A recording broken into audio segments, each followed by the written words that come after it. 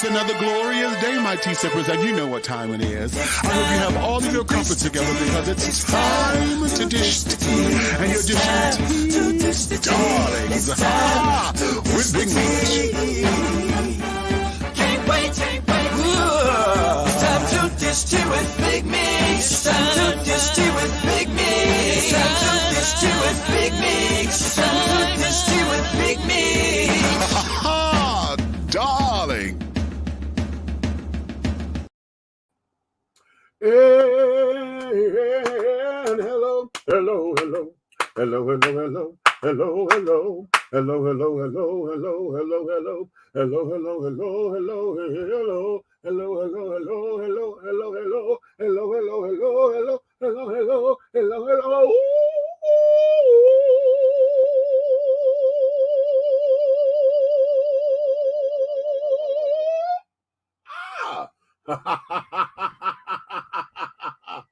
Oh, what's going on?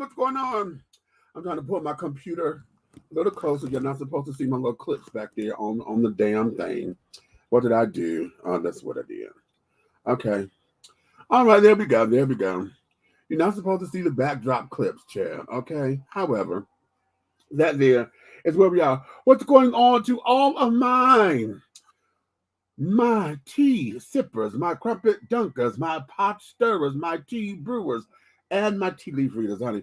What's going on in your world, honey? It's another glorious day, my darlings. And I know you got all of your crumpets together, darling, because it's time to dish tea, and you are dishing tea, darlings, with Big Meats. What's tea?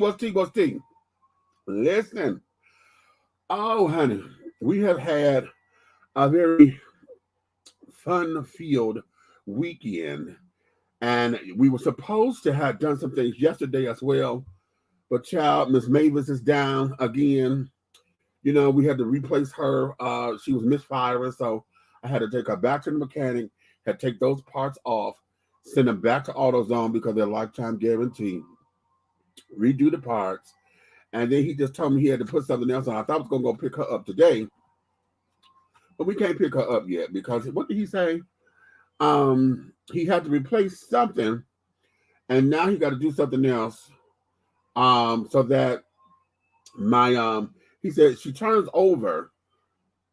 But she was taking her time trying to turn over. And it can flood the engine. So he got to put some kind of, what did he call the damn thing? Some kind of something on there. It's a guard, something or another, to keep on the ignition to keep it from flooding the do duty. So I'm like, okay, fine, honey, fine.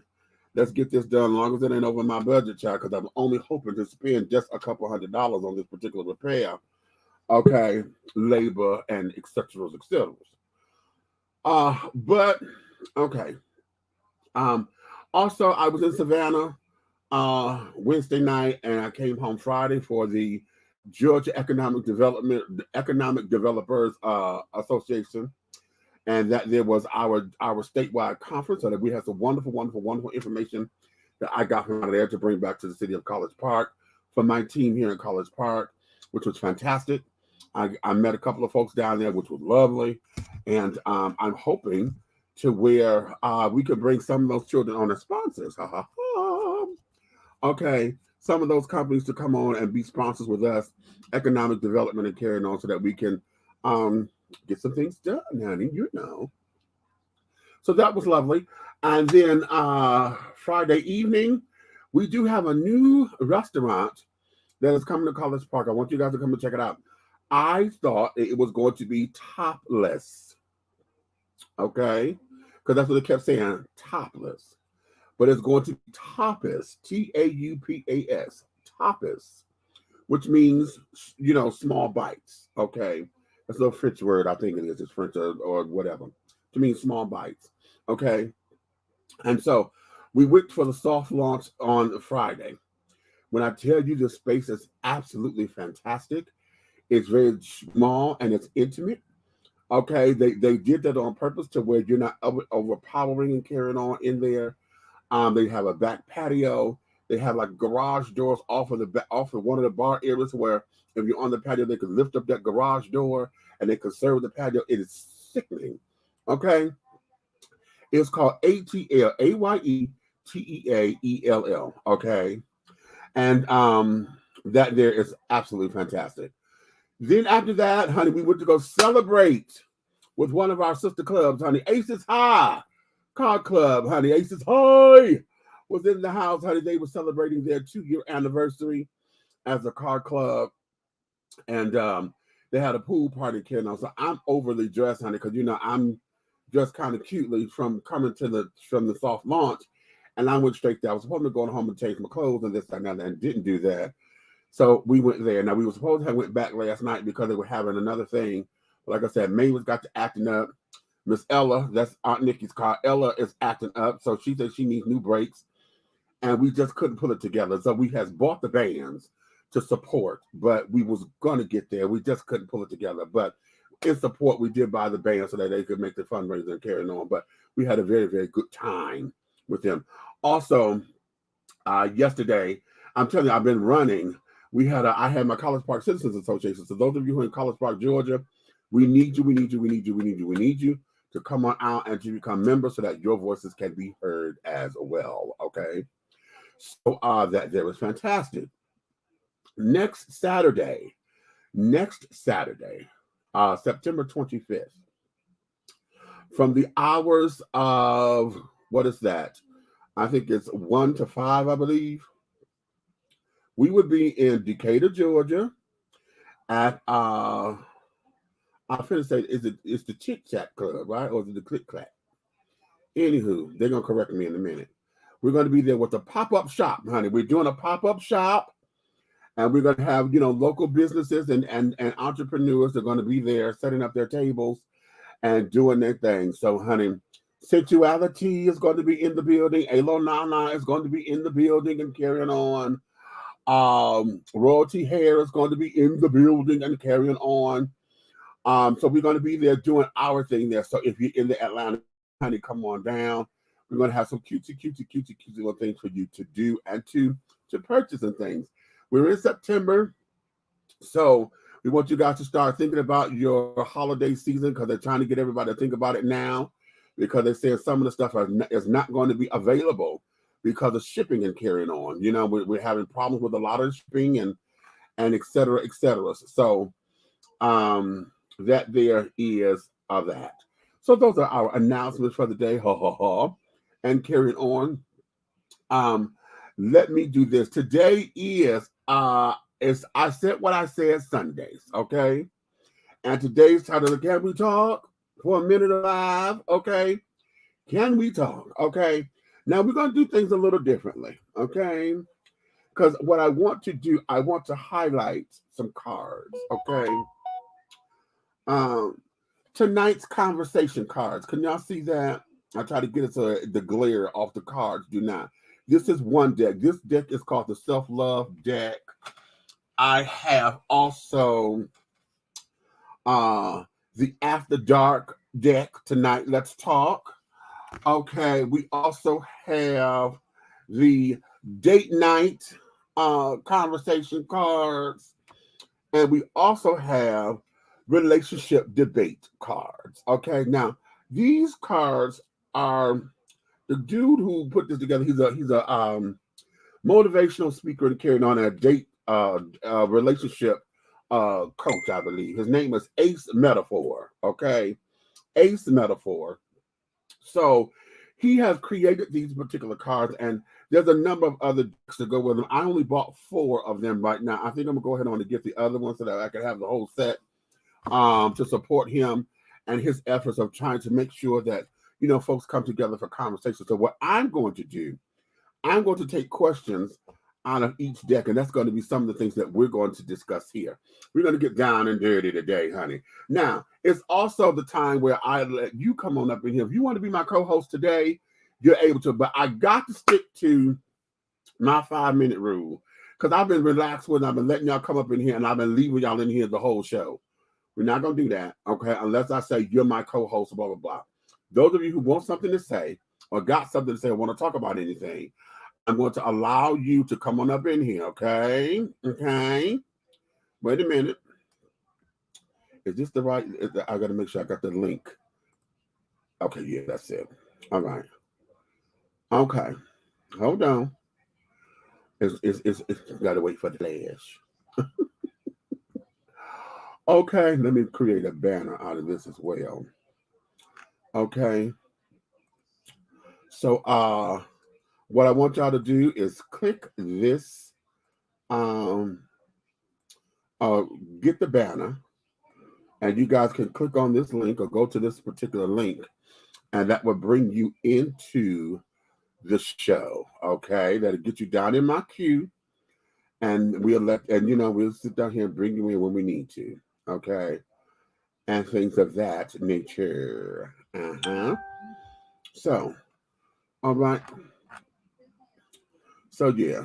Now, having said all that, let me go to the comments real quickly. Okay, we got Aunt Nikki in the comments. Yeah, honey, I went to her. I said, girl, you coming up in the show. She said, child. Oh, she's trying to put it together. And she said, I'm going to just be in the comments. So she's here in the comments, okay? That's Miss Red. Hey, what's going on? Hey, Elsie. What's up, Jamie? Y'all have to understand. That's my coworker, honey. I love Wonder Woman so much. He called me LC for Linda Carter. Okay, so I call him Jamie for Jamie Summers, the Bionic Woman. Okay. All right. Well, okay. Hey, Dan, what's going on? Determined Dan. I love that. Okay. I would say, hey, Auntie, what's up? What's up? The princess is in the house. You know, Auntie. Okay. Hey, to Aunt Nikki. Okay. We got Road in the house. Hey, Road, what's your tea, baby? I had tapas before. Tapas are small appetizers that I served in Spain. Very delicious. Okay. So yeah, all right. So the restaurant, that's what it is. They kept saying tapas or topless, and it came, we think a topless bar like a topless bar. So when we went there, they wanted to correct that as it's tapas, and as in small plates and small portions and things. The food, let me tell you, they got these smoked chili chicken wings. Baby, they got the turkey burger sliders and things. They had the what do they call it? What's it? The vegetable tempura. Child, the deep fried damn cauliflower with that damn cream cheese in the care. When I tell you that was good, okay. And y'all know I'm a foodie, honey. And yes, that was absolutely fantastic. Absolutely. Okay. Dang, when you said tapas, I was about to tear off my plate. If you don't quit the Jan, she gonna let all them titties fly, honey. Jan said, fuck it, okay. I'm mad as hell, and I'm not gonna take it anymore, honey. I throw that bra out the goddamn window. Okay. It's the Chit Chat Club. Okay, I said the click clack and something else I said, honey. But it's the Chit Chat. Okay. Michael says, I guess Dave's question, I don't mean to get off topic, but where's a good place you can stay if you have a Section 8 voucher? Okay, let's go there, baby. Let's go there. We could talk about that. We could really talk about that because, see, one of the things, and that's not off topic, as I said what I said Sunday, baby. One of the things that those who are a part of any kind of government program, whether you are Section 8, whether you are, they have a number of programs for those who are under doctor's care, whether for mental illness or whatever the case may be. If you some kind of disability and you get subsidized housing, any of the military veterans and stuff that get subsidized housing and carrying on. What happens is this, because that is listed as affordable housing,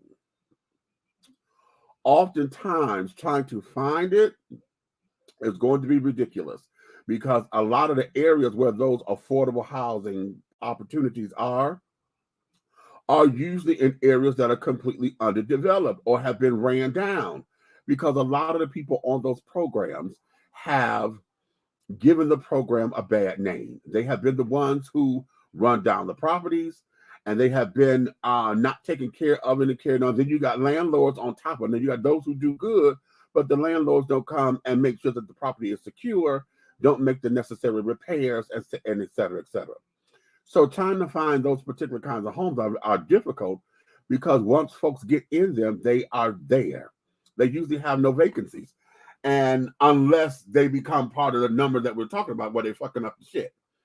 So this is going to be you have to either partner with a nonprofit agency that specializes in housing folks. And here's the thing. A lot of the nonprofit agencies are specific with their mission statement and the demographics that they help. So, and i.e., you know, if you have, if you're senior citizen, if you're HIV/AIDS, or if you are on some kind of antidepressants and carried on, there's a community-based organizations that specializes in housing folks with those particular conditions, because that's in their mission statement. So you have to find some place that partner with them if you're having difficulties finding a place of your own. Because a lot of the private owners and carrying on, they would get those things, and it's a gamble. It's a real hard gamble. I mean, the odds are stacked in favor of the house all of the time, and the odds be like, you know, on 1 in 2.5 million chance, okay, that you're going to get the jackpot. It's crazy, absolutely crazy. Okay. Hi, Tracy. Good afternoon. Good evening, everyone. Good evening. After dark on deck. Okay, so you ready for the after dark questions? Okay. Well, I'm gonna come in. I'm gonna come in and off camera in about 10 minutes. Okay. Right. Okay. What we got? Okay. Mook Millions done came in. Hey, Mook, what's up? Okay. The Dejanay is up in here. Greetings. Okay. And then Mook is representing the P Riders. Hey, for the Passionate Riders, baby. Passionate Riders. Yeah, I see you, baby. Okay, I see you. So now let me do this. I got folks in the queue, and I bitch done got to talk, and yeah, I see I'm starting to glisten just a little bit. I need to turn my air on. So what I'm going to do, let me bring in my co-host. I'm going to bring in the big red fella. What's going on, baby? Hi. How y'all? Did you wait? I was about to say, was you stuck? And you were. You were. Okay. Let me bring in Aunt Nikki. Nikki. Hello. Okay, she said I got the cam down, y'all, honey, because the hair ain't working right. Baby, if I came up, all y'all gonna run. I promise you. I promise you. Y'all gonna run your ass right off the feed. Okay. I don't want to, Cap. I don't even feel like it. Stop calling me Cap. I'll be having flashbacks of financial mishap. No, Sorry. financial mishap. Why's your mic low? What? You on that device where it be low? Yeah, your sound is rather low. How about now? How about now? You sound great now. Thank you so much, darling. All right, well, you know what we're going to do? I'm going to pose a question. These particular questions are coming from the self-love deck. We got Mr. down in the queue. I see you, Lonnie. We're gonna bring him up here in a minute. Wait a minute. This child said, wait a minute, as he speaks into the microphone. Okay. Oh, so we got jokes. Well, I got a microphone for you to speak in. Coming to you. Hey. That was coming. That was the setup. That was the running setup. She know better. She listen. She cohabitates with him, so she know the stuff that's gonna come out his damn mouth. So, sis, she said cohabitate. Well, wait a minute. Before because someone I was talking about Linda Carter. Listen, I'm going to show y'all my additions to my Wonder Woman collection. Okay? What you got? Look what I found. Is that a pet? It is. And after we just seen that thing about the past stuff the other day.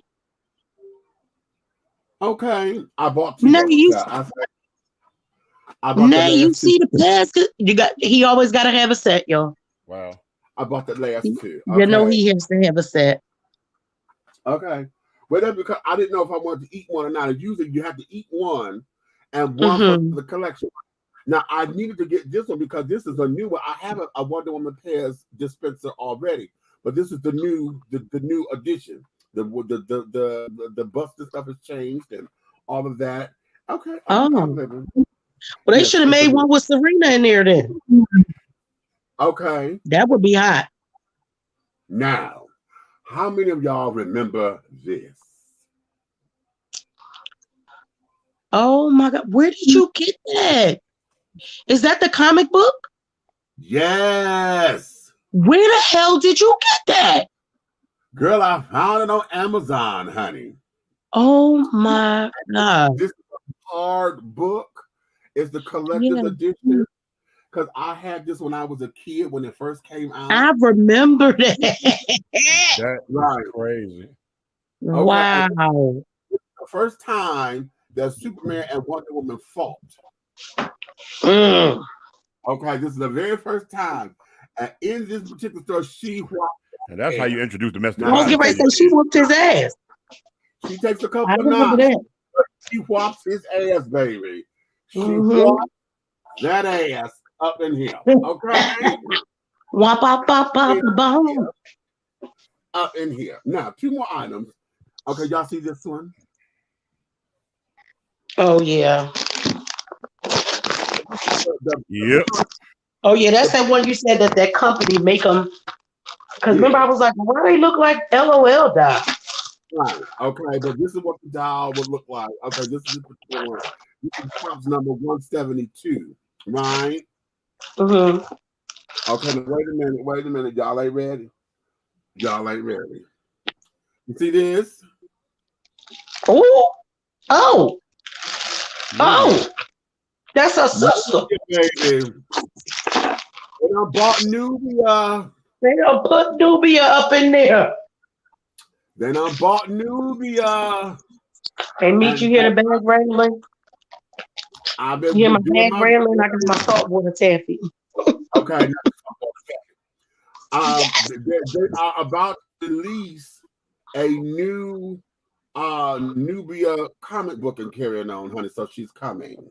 That's right. I can't wait because after the comic book, then comes the movie. Honey. You know damn well. So, honey, who gonna play Nubia? Is she gonna be coming in the movie? Shut up. See? And you know, That's your brother. I just she's asked like, a that's question. cute. Thank you so much, honey. So those are the latest additions to my Wonder Woman collection. Okay. Thank you. Mm-hmm. So now let's get into it. I'm gonna ask y'all this question. Okay. And which one do I start with? And this is the idea. This one is from the self-love deck. No, I don't masturbate. Get on my fucking nerve. And let's go here. The question is, have you ever lost yourself trying to find another person? If so, what did you do on that journey? I'll repeat the question.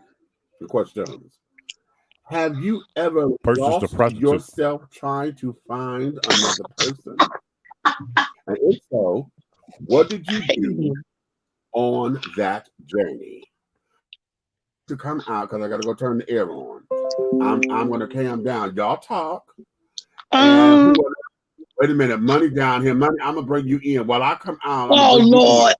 He ain't mature enough for this question yet. Yeah, he still goddamn lost. Is he still? Well, wait a minute. He may have a couple of. He may not. Let's see. Do you understand the question, Manny?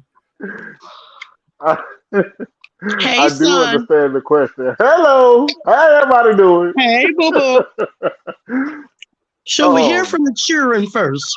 I can't stand this one. Hey, hold on. But money.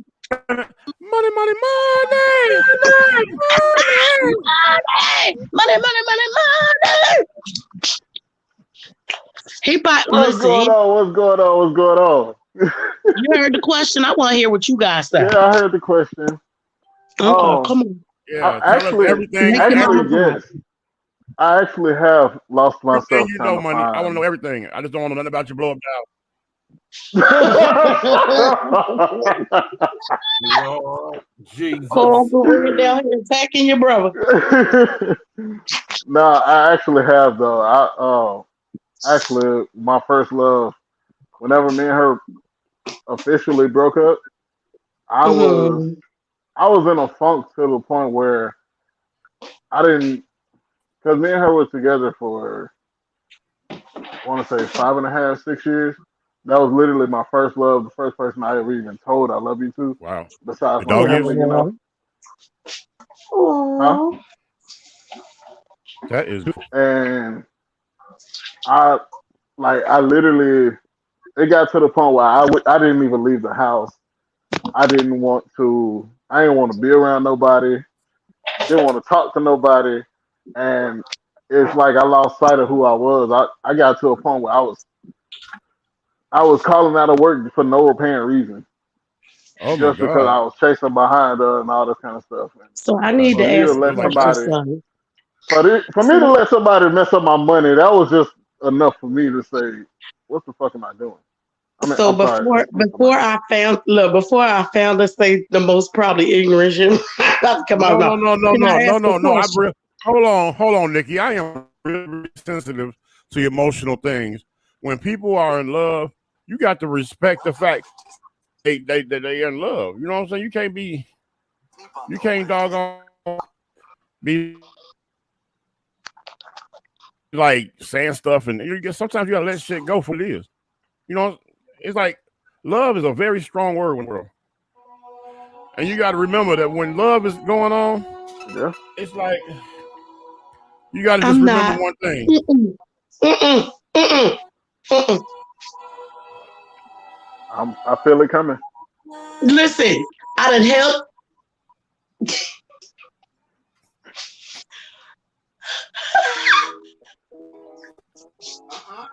Don't do I it. feel it What coming. the hell is wrong? See, that's why I wanted to ask my question before his ass started because Huh? my question was serious. What is? So, son, we gonna act like he ain't over there for a second. Let me ask Go you ahead. this. Go ahead, Nikki. So, was you in love or did she put it on you? And then you, because it's a difference. No, And when I it's was that first actually love, it's kind of hard to determine if it's love or because she put it on you so you thought it was love. Like, I'm just trying to figure out. actually actually no. Like it was actually love. Me and her were together for a whole year before we even did anything. Oh, okay. You waited a year? Yeah, He really She liked must have her. been. Hey, nigga, she must have. What? Oh, Jesus, a year? yeah, You get on my nerves. yeah, No, yeah. bro. No. He's like, nah, bro. If I waited a year, bro, if I had to wait a year, bro, I probably would have fucked all her cousins and aunties and everything. Wait a minute. Hold on. We getting ignorant in here, Meech. We getting See, this is ignorant why in I here. said I was going to stay down in the comments. I knew I should have turned my ass down. Other motherfucker been around there slanging dick all over. I'm like, look, don't take this personal. I know if I fuck you, that I'm close to her. Oh, Lord, no, not that. Yeah, that way I kept it in the family. That way I can say she didn't say I left her. I can't leave you for your cousin. We have to. He said that they were in a relationship. I'm going to tell you to go get a You know mental what I'm saying? evaluation with your retarded ass. We have to remember. No, I'm just saying, hey, bro, I commend you for being an upstanding. You wasn't standing up because if it was hard for a year before you fucked, that's a problem. But I'm just saying, So, more importantly, you said you lost yourself. When did you realize that you had lost yourself? Good question. I realized I lost myself when I found myself, like I said, letting the absence of somebody affect the way I make my money. Like I literally got fired because I was calling in so much because I didn't want to be around nobody. I didn't want to get bothered by nobody. If it So wasn't am her I to calling my understand phone in, she didn't have no place to go? huh? She, did she work? Yeah, it is. Did she call off work because of your ass? I don't know. Well, It shit, was you that. was calling off to be with her. Down So by what? description. Check, Wait. check. Now, No, if it was something going on, yeah. we got to put this into perspective. Well, put it into Mhm. perspective then. You're talking to someone who was young. This boy is still just 26. I know. But you Right. got to remember this, That's though. why I'm asking the question. You got to Remember what? remember this. I understand. But love don't have no calculation. Now, I'm going to tell you something. It could have been the fact that she just stopped using the hula hoop. Right. Damn it. I was going to let you have this. If So she we was gonna- Every fresh, time we think this nigga gonna say something with some sense. no, if she was fresh off the hula hoop, then you know wasn't what? in love, bro. Who's this ringing? I'm not with you. Okay. You wasn't in love, bro. Who the hell ringing? That's what I'm saying. Don't worry about it. That was me. I put my phone on. Oh, I thought somebody. I thought it was P. Riley's in the daggone thing. I was about to say, now I know y'all see us doing it. no, that was 1-800 Dick Slanger. That was Meech's phone. Is that who that was? All right. Anywho, the reason why I say put it into perspective, because let's look at this from a practical standpoint. Okay. Not understanding where you are as far as your development and carrying on is concerned, but I'm quite sure that you probably was not as precocious as say Red and I were at your age. I'm assuming, I'm not saying that you all were not, and that's a good or bad thing. But you can In other words, you're trying to say you probably wasn't a hoe like them, just in case you ain't get what you were saying. Okay. And then on top of it, you said you was able to wait a year before you had sex with the girl. So I'm assuming that you was probably still a virgin and was not ready to take that step. If you were not, then that means you were noble because you were still at home with your mom and dad. And so There you go. Okay. So with that being said, that has a different parameter here because it wasn't like you were out there trying to be on the stroll or trying to sit there prove your manhood or this, that, and the other.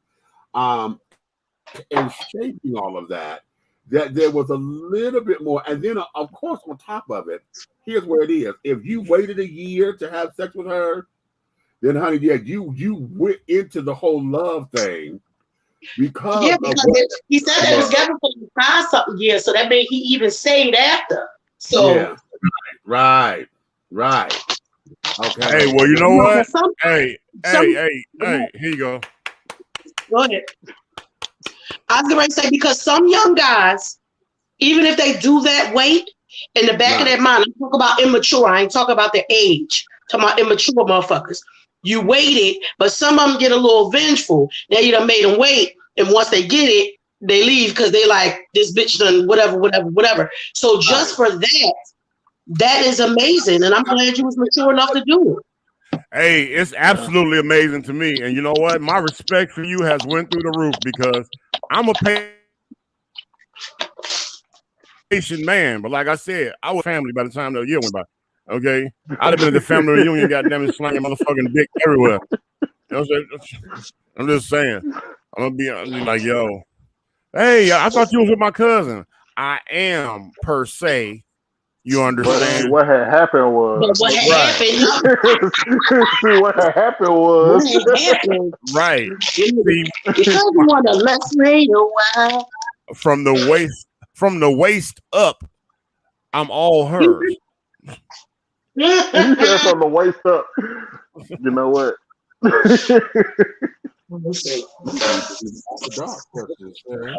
I was doing what I thought was the right thing by trying. Hey, you know what? Hey, and I'm proud of you. I applaud you for that. Hey, take a bow, because to me, you today have still as one of those categories of real man. Real man do real shit. Okay. That. Okay. All right. That was some real shit. You was able to motherfucking stand down, stay, and motherfucking goddamn, hey, I don't know how you did it. You probably got damn. That's probably why your arms got so big and strong. I understand. You know what I'm saying? but hey, I can't with this man. I can't. I'm just saying, hey, bro. However you did it. So now, how did you write a book about it and save some of these people?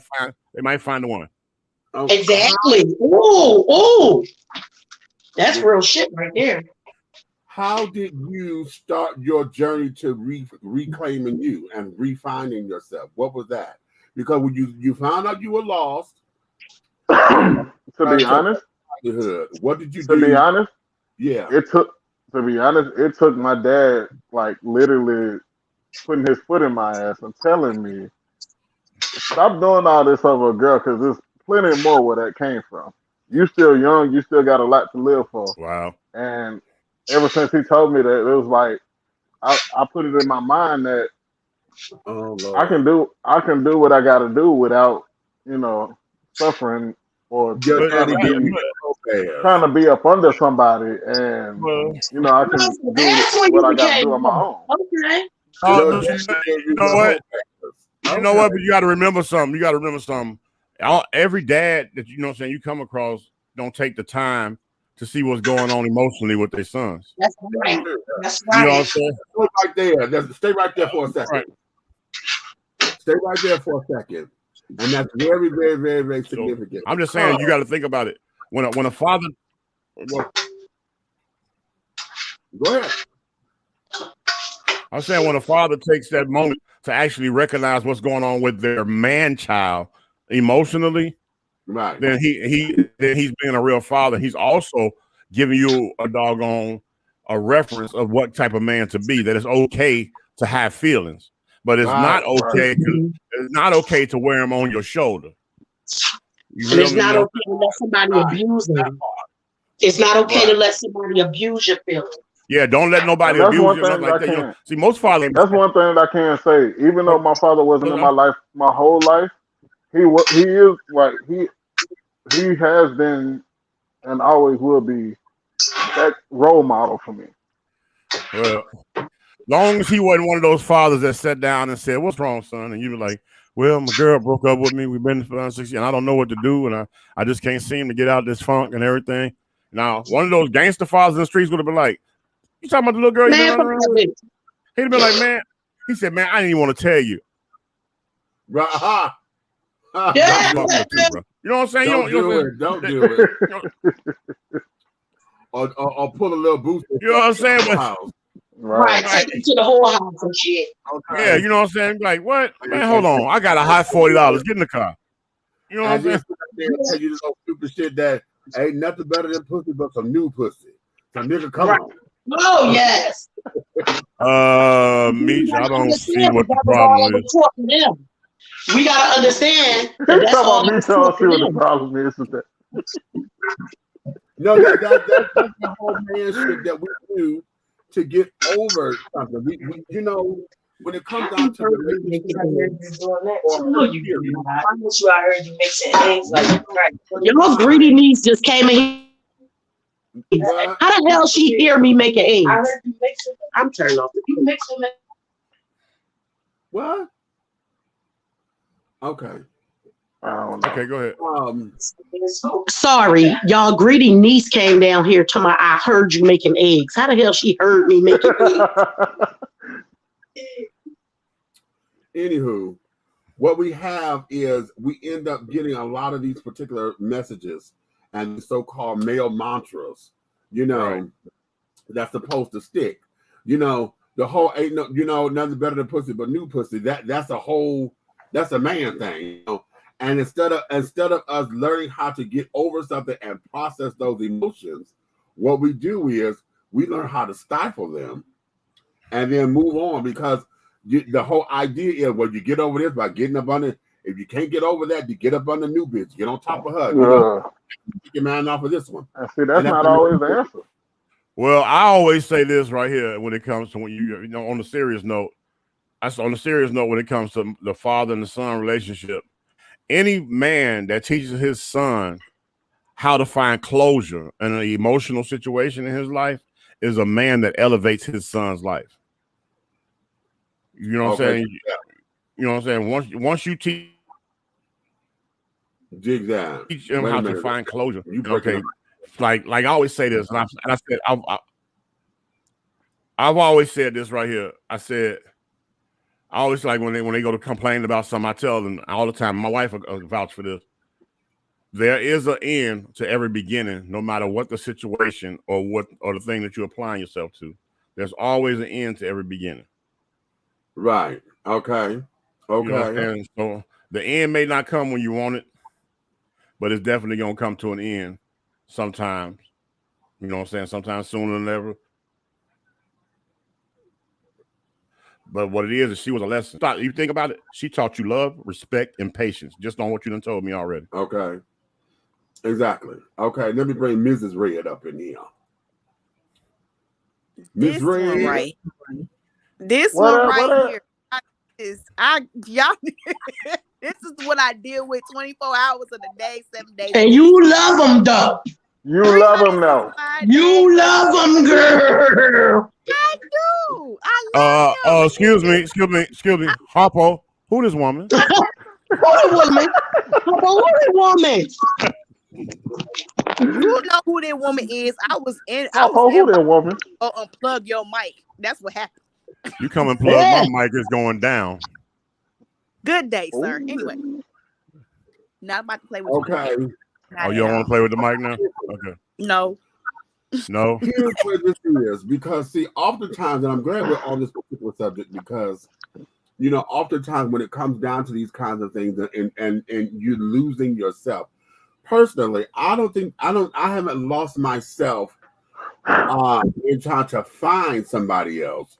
What it was, I wasn't trying to find them, I was trying to build them. Okay. And I say this in my first book, Awakenings, Epiphanies Along a Spiritual Journey. Okay. Ooh. I have to have it right there. Product placement. I say this in there that oftentimes what ends up happening is I ended up putting myself or thinking that I'm doing so much for somebody else to where I didn't have none of my stuff on the burners at all. I keep thinking I'm putting myself on the back burner. When I look up, none of my pots was on the burner at all. Okay. I'm cooking everybody else's shit. Okay. And one of the things that we end up doing, I say one of the most dangerous words in the English language is potential. Because we fall in love with somebody else's potential. We see somebody else's potential, but potential don't mean shit if the person who you think got it don't recognize it themselves. So oftentimes what I got lost in was trying to show them their potential, trying to show them, trying to show them who they are, and, you know, helping them to grow. And I hear me say all the time, trade ain't trade no more. That's because I had a trade come over and would do the drywall and then shit, and you know, could fix the floor and put down new tile and all of that. But that's not what he wanted. He did that as a hustle. That was to get my coin and say so he can go get high. He wasn't trying to do that as a skill. I'm sitting there trying to get him hooked up with the carpenter man over here, or somebody who I know are flipping houses and they needed somebody to come and work.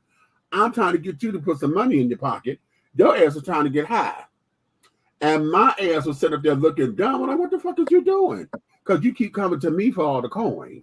See, when I gave you the opportunity to go make your own shit, that wasn't enough. Okay. You can't turn a crackhead into a handyman. What? Can't turn a crackhead into a handyman, okay? Can't turn a crackhead into a handyman. He can smoke the pipe, but he cannot fix the pipe.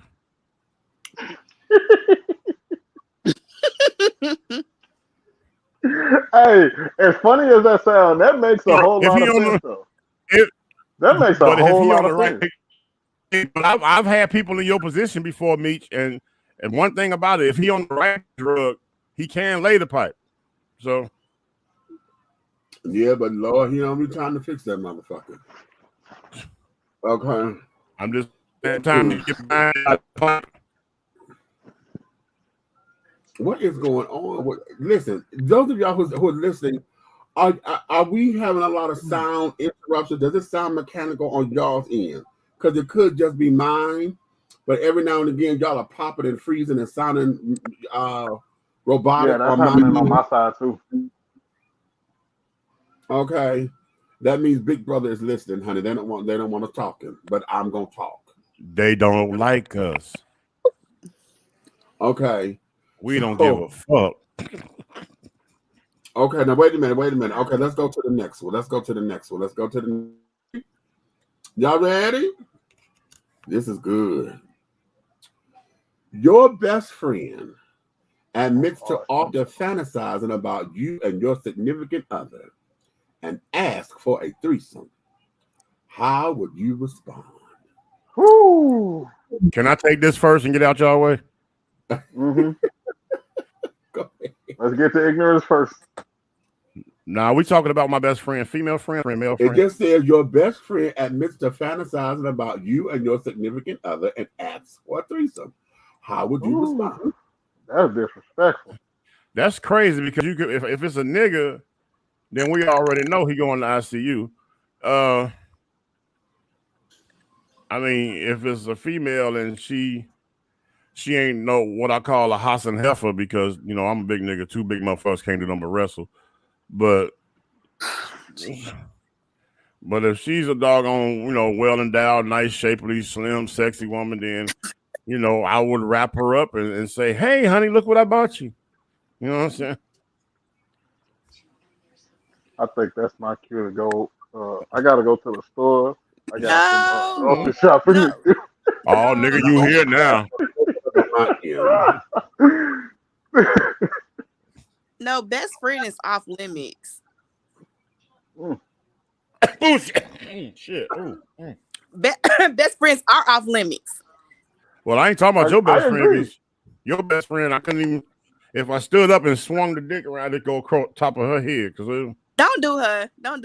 Best she friends about are 4'11". So that would be a no. Tracy said, "It's a hell no for me. Shots fired." Yeah, you know what? You're right. Hey, you know what? I had to ride with Tracy. You know what I'm saying? That's my dog for real. We best friends are off limits in there. You know what I'm saying? Because if you think about it, that would be awkward as hell. You know, because they no longer best friends. Right, that's a whole different. You crossed over a whole nother line. So best friends are off limits. Yeah, that's and if you think about it, could you imagine? I mean, just really? Like okay, your best friend. Could you imagine your best friend? Okay, let's just say just hypothetically, and we're gonna say this about you working horrible on my end, Red. How? Okay, hold on.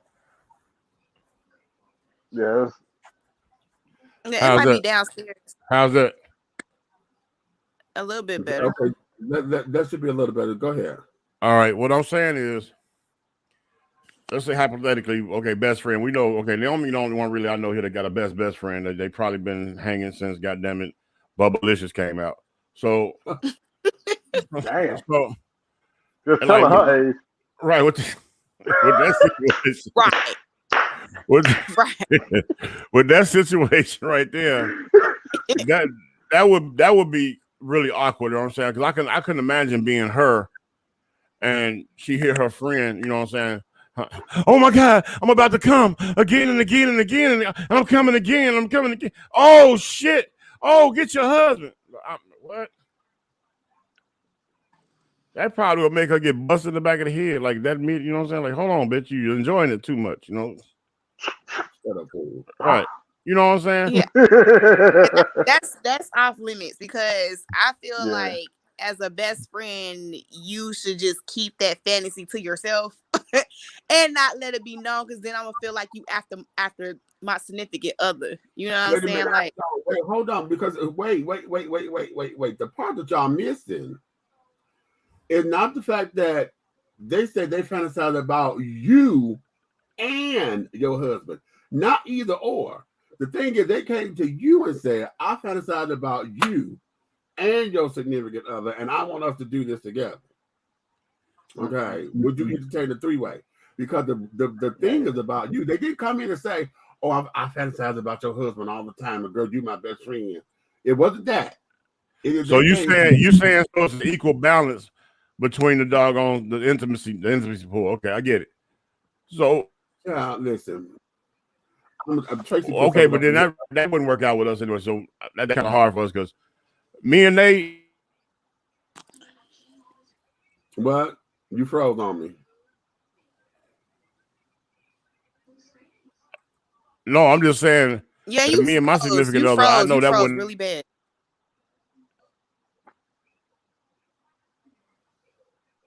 You freezing. Everybody's freezing. You circling now. Yeah, okay, yeah, he's buffering over there. Okay, well, until he come back, I'm going to stay like that with what Tracy said. And that there is, as far as I'm concerned, my best friend and those who are in my inner circle, okay, we family. You know what I'm saying? You in the relationship. This is what folks don't understand.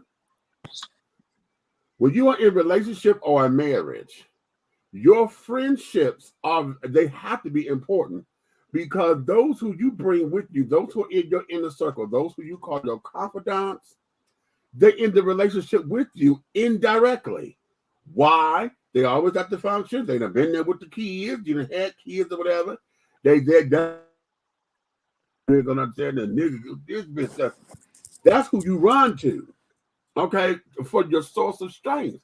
So they're there all the time, So now, what is that to where now after all this time, your best buddy come to you and said, damn, dude, I've been fantasizing about you.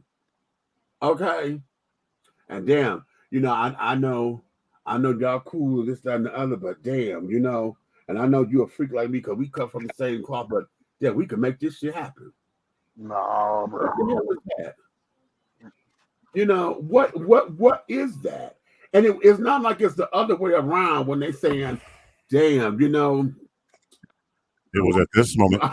Best friend, I'm finna say some fucked up shit, but I know you feel me, but then and damn, ever since y'all met and shit, I just can't get it out of my head, and I don't want to step on your toes and shit, but I know how y'all get down and shit, but damn, can we just keep that in the family, and yeah, it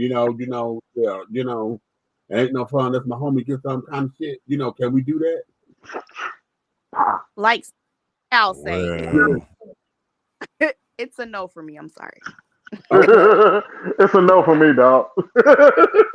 Yeah, we can do that, brother. Okay. If your mama. So I look at that from that particular perspective, and I stress in best friend, not one of your little homies or whatever that y'all kicking buddies or whatever, because that's a whole different thing. Even them, it's still enough. Well, okay, it's completely a no because now let me add the spice. Let me add the spice because the reason why I say it's a little different with your homies that you kick it with and carrying on because most of the time y'all kick it because y'all have one or two things in common. Y'all not everyday partners. They don't get all of your secrets. They don't get, they get the shit that's specifically for them. If you got your bar friends, when you go out to the bar, these my homies that I hang out at the motherfucking bar. That's my shit. This when you got the motherfucking club, bitch, that's my motherfucking nigga. But at the club. Bitch, when you outside the club, we don't even go to Denny's or nothing together, bitch. We at the club. Meech, this is Meech. I understand where you're going with that whole, understand is well, you probably, you do because me and you had some talk. So I'm gonna tell you like this. Let's say, okay, we're married, okay. If the only time that something like decide to jump off is if the motherfucking person is disposable. You feel me? Somebody right. don't know. Ain't no bed and breakfast. You don't get to brush your teeth. Whatever it is, we got the little dollar items in a plastic bag at the door. Once we motherfucking done bust nuts all over motherfucking goddamn the universe, it's usually a foot in your ass and your clothes thrown to you. We'll holler at you. Okay, see ya. Wouldn't want to be ya. Okay, and then it would never happen at the castle. Thanks for coming. I hope you came. Later. Okay. Yeah, they Never just throw away. Like we'll never ever run into you again type of mess. That's more of a disposable. Really? Now you know. Now here's what I am for me. The only way you would not me. The only way it would be where it is if we as a couple engaged in a full blown relationship with that other person. Okay, got you. Now Then that's something else. Oh, wait a minute. Because like I have certain people in my life, honey, to where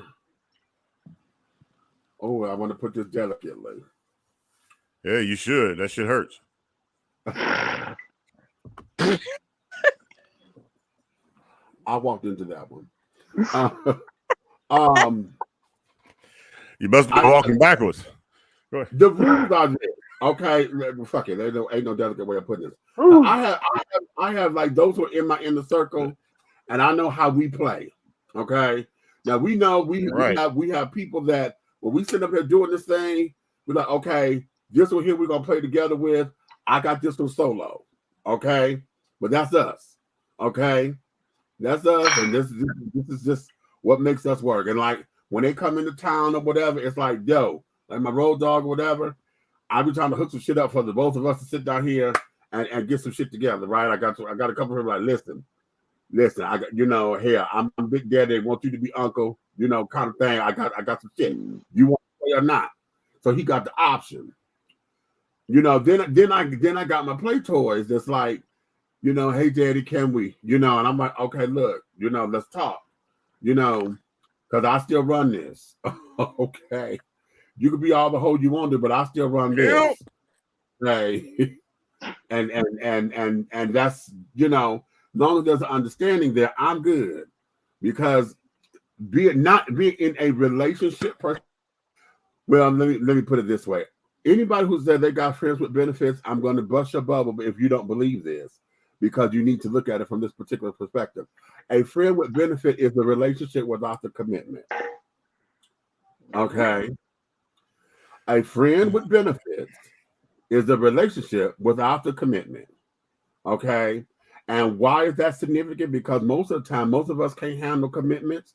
Because as soon as you say that's mine, I think you have claims on something, that's when everything that they do start to get on your nerves and everything. Then you become this jealous thing of a creature. Okay, and everything started to go haywire and hellfire and things of that nature. So friends with benefits, I can sit down there and I don't care if you're going to fuck somebody else or whatever, because I know when you come and tell me about it, shit, that's gonna make me hot, and we're gonna do what we're gonna do. And here, I'm gonna make you tell me what the fuck happened over there. What the fuck did he do? What did he do? Did he do it like this? Yes or no? Can he do it like this, baby? Okay, and Can he do it like that? But that's playtime for me, and things of that nature. And that there's how it's shaped. So in that regard, that's a little different. Now, my Bristol. Hey, bro, hold on. You making me nervous because every time you talk about fucking something, you hitting your hand. You aggressive, man. You need to chill out, bro. What?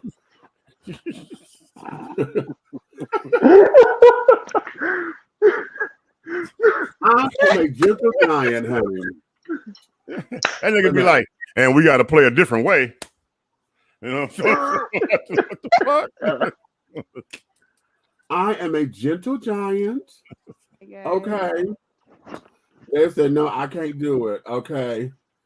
That's a no, period. I don't like to share. Oh, you lying ass freak.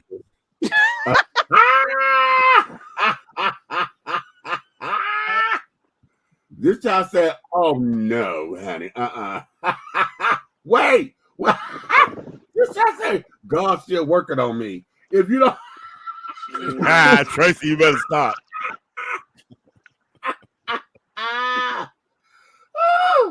Hey, you tell Princess that she's a lying ass buying the booty from the goddamn beauty supply store ass motherfucker. Stop that bullshit. No. Stop it. I just can't take the level of disrespect. Tracy, elaborate on that. Why would you think that's a level of disrespect? Give it to me, baby.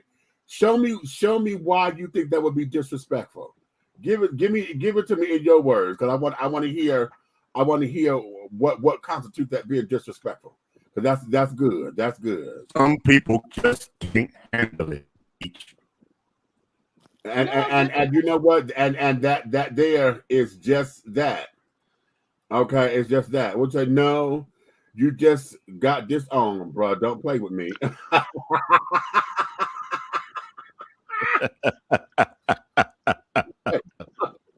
Okay. And real close. That What? be disrespectful because like, hey, best friend, like, I've been fantasizing about you and your husband. Look, Princess said you a motherfucker. You's a motherfucking lie. Come on. Wait a minute. I wish she was in here to say it. You's a motherfucking lie. See, Princess, you know you done had a threesome. Baby, that brown liquor talk like that. You's a motherfucking lie. Yep. When she all alone, the left hand get tired, the right hand jump in. That's 3. Yo, leave her alone. Shout out to our princess. Shout out to my nigga Princess. So now, and that there, when it comes down to these kinds of situations, okay. I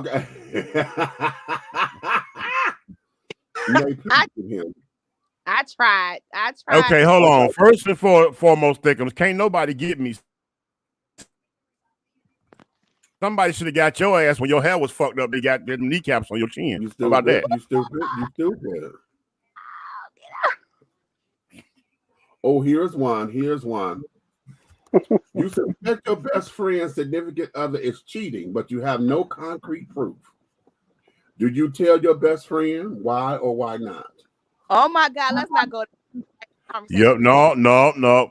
Because one thing, hey, if you don't have no proof, you shouldn't be running your motherfucking mouth. If you running your mouth and you have no proof, you're trying to destroy that anyway for yourself. Well, if they don't want him. But see, people don't think that far into it. Maybe people just don't like him. Yeah, because I had haters in my life, Meech. I told you that I had haters in my life that will run and tell my significant other some shit that ain't nothing. No truth at all in it.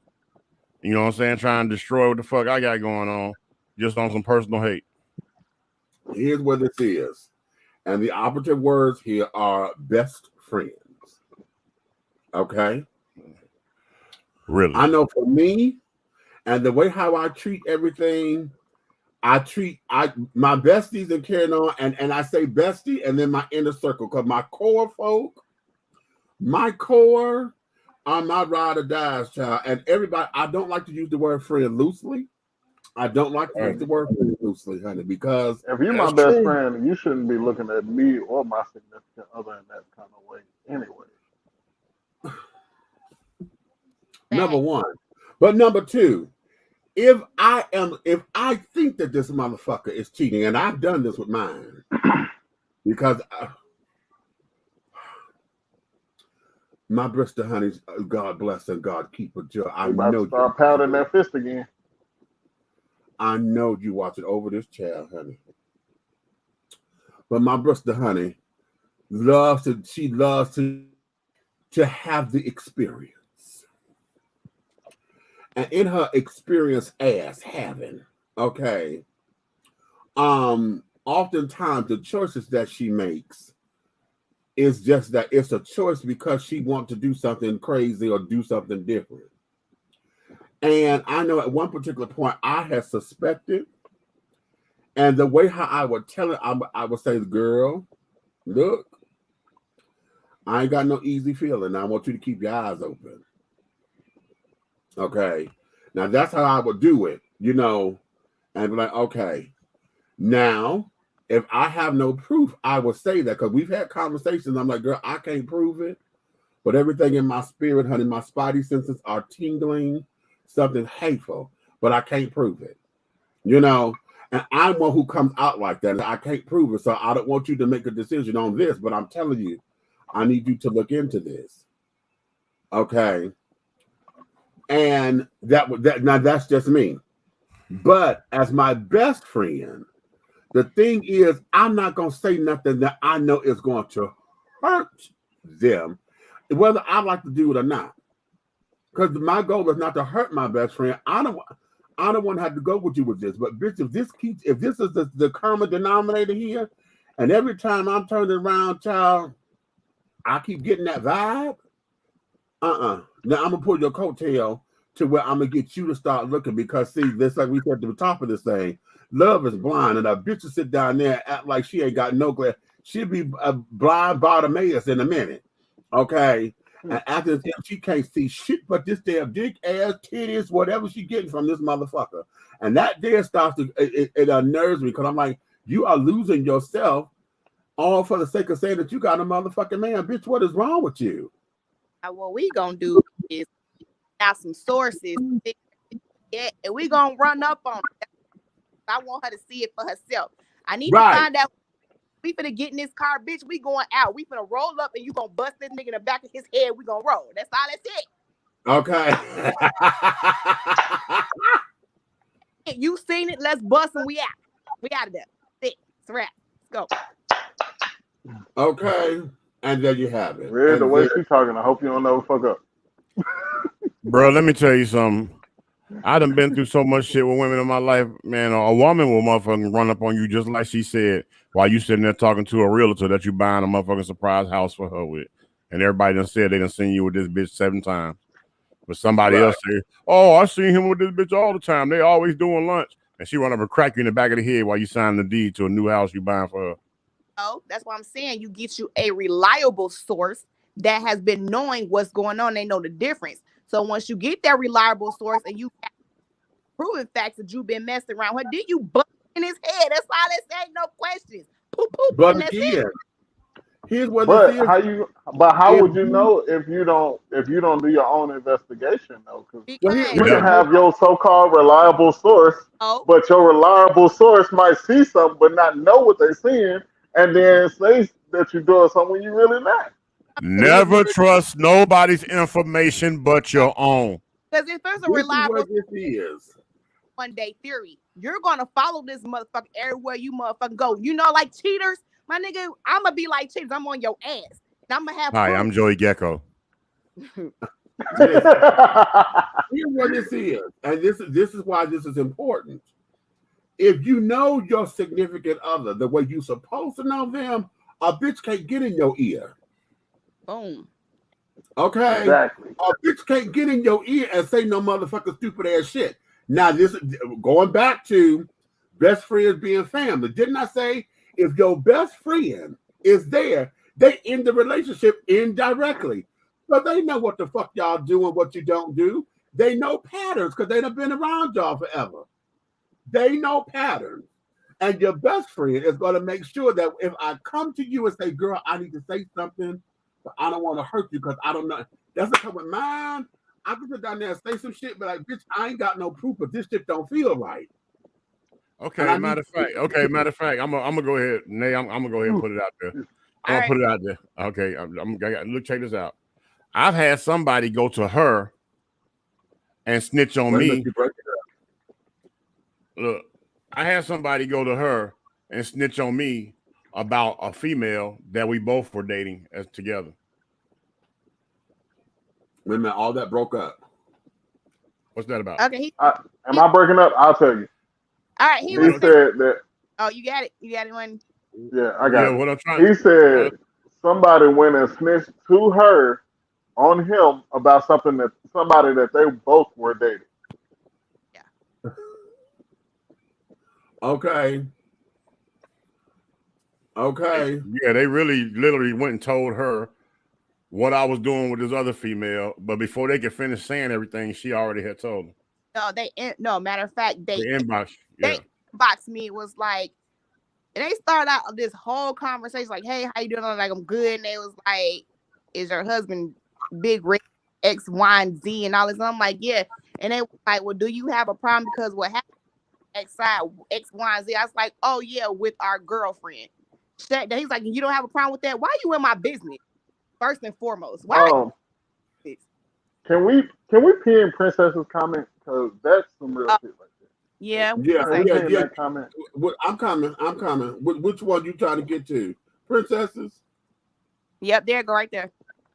That one. That's too That's the much. one. But if you have to fight for your place, you was never it from the high. That That's the and that one. there was Now we that there was Right. that. thing though, we're not fighting for that spot. I'm busting you in your head for that bullshit you pulled because you could have walked away because you wasted my time. That's what I'm fighting for. I ain't fighting for. I'm not gonna go for the female because she ain't got to do with it. Bust you in your head because you wasted my time. Wait, the only time the bitch get knocked, if it's a bitch, honey, who I know did some shady ass motherfucking shit. Bitch, you supposed to be my motherfucking sister. You supposed to be And my sister, bitch. it'd be the same one that's most of the time it'd be the same one that's trying to mess around with the dude that's going to his wife in the first place. Trying to start some mess so she can sneak her way in there. See, that's the problem with Okay. certain. Because when your significant other, girlfriend, boyfriend get caught, the first thing people want to do is go for the girl first of all, because a lot of times you don't know what that person is telling the other person, and they don't know. Now it's a different story if they know the situation, they continue on. Then yes, Mm-hmm. go ahead, but you can And never go. that's my biggest thing. If I run up on your ass, and they knows me, and she knows this about me. If I run up on a nigga and be like, motherfucker, yo, I got wind you been fucking with my wife, boom, boom, boom, boom. If I don't know this nigga, he ain't never even spoke to me or said, what up, big red, no dap, no nothing in my life, or nothing. He don't know. If I don't know this nigga like that, period, he gets a pass because she lying to him. Right. But if I Right. roll up But on if this it's nigga, somebody if I you roll up know, on this nigga and it's somebody I know, Ha! whew, Right there. whew, I'm gonna skin his ass alive. Right there. Let me tell you. Oh my God, Jesus today. I'm like, hey, Uncle Red, you want me to go get the field knife? I got you. No, That's right. We're gonna break his ass down like motherfucking wild meat. Look, because people are the first thing a female would do is because she's emotional, yes. But you don't run up on that female because half of the time she don't even know what the hell going on. She only going by what he is telling her. So first of all, you are wrong for running up on her. Exactly. Now, if you ran up on her Well, that you caught them the first time and she still continued on, then yes, beat her ass because she deserves that. No, now you know what was up. You know what was up then. But first time, no, because he can be like, oh, I'm done with her. That's my sister. That's my cousin. That, you know what I'm saying? Different random shit that can be said. Princess, go to the link that's in the group chat. Here come Princess. Oh, Lord. I just reposted it so that she can get it. Okay, Princess finna come in here and cause havoc. Here she go. here we go. Okay. But yeah, I just put it up in here. Not chocolate thunder. Did you call her chocolate thunder? Okay. hey, That's what old boy called at the party. a thunder and called chocolate that? don't mix, it'll melt. Baby, baby, baby. This is the whole shit of the Buddha. Yeah, wait a minute. I'm trying to. They will break dance. Break this. I'll try to get my Okay. charger. That's why I say, and for me, that there are just limits where I know for me, I end up whooping his ass anyway, but it wasn't for this reason because I didn't find out about this until after I whooped his ass. A roommate of mine back home in Detroit, I ended up whooping his ass because of some fuck shit that he did. Okay. And because of this fuck shit, he was taking me to work and he was baiting me, right? And I was trying not to take the bait. Trying not to take the bait. And I'm sitting up here, I said, Lord Jesus, okay. But what made me knock shit out of him was when he sat there and told me, well, all that shit that you did, I don't give a fuck about what you did. And all of a sudden, he's been living in my house for 3 years. I never asked him for rent because this is my role, right? I'm helping him get through his mental, shit because he had something that happened with him and carrying on, and it was a traumatic experience. So I'm coaching him back to life. I done gave him money to go to work and carry on. And mind you, you know, I'm giving you $10, $20 a day. All right. I'm sitting up here, I'm doing this. 3 motherfucking years. You in my house. And then all of a sudden, what came out of your mouth is, I don't give a fuck about what you did for me. That's when I knocked him in his motherfucking mouth. And I knew if I hit him once, the first one, it was going to get good. And everything after that became a reaction. Okay. And then when I jumped out the car, it was within that split second that I know God is real, because it was when I flung open the door to jump out, I was getting out to go around to his side of the van to snatch his motherfucking ass out and whoop his ass on the corner of Mack and Woodward in Detroit. But what stopped me was God, because God gave me that vision that I was in front of my job. And I was like, oh shit, I had that. When I say split second, I mean split second. Okay? I did not know within that little bit of time of us sitting in the car, I broke 2 of his fingers. I had gashed him in his motherfucking head so hard to where he had to get stitches in his head, stitches in his fingers. And so much so, I fucked his ass up to where that's how he got his motherfucking disability. Just off a reaction. Hold on, you done beat somebody into disability? God damn. Okay. So I said, okay. Then after that, it was after that. Wait a minute. that I found out that You done beat somebody into disability. God damn. Wait a minute. That's the first time I've heard stuff like that. Hey, I thought I had some good dick. God damn.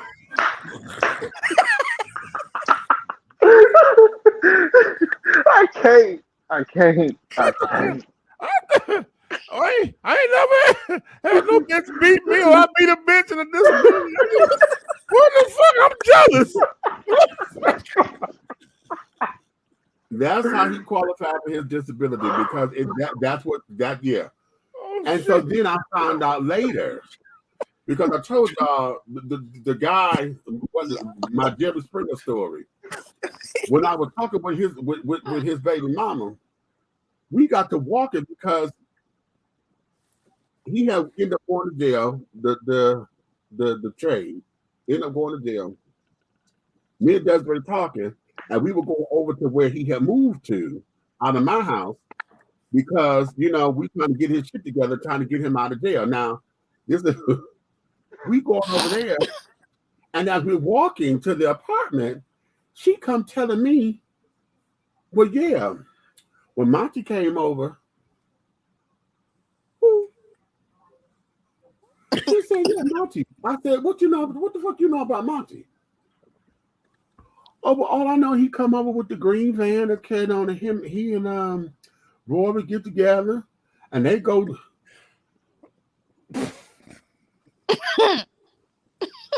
Bitch, wait a minute.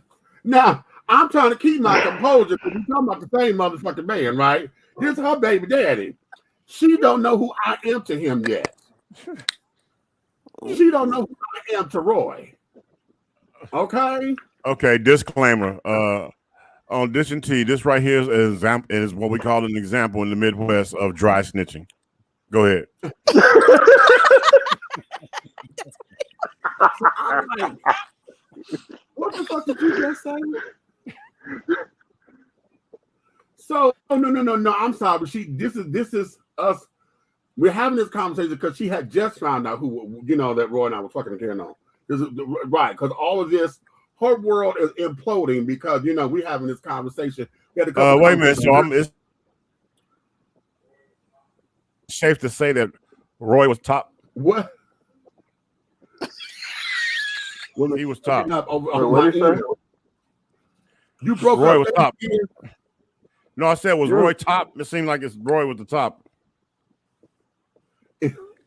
Listen.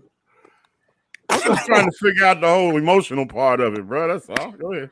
Listen. I had to when she kept saying that, then I had to sit down and break it to her because see, I know Roy and I knew Monty. Okay, now Monty and I ain't never fucked. Okay.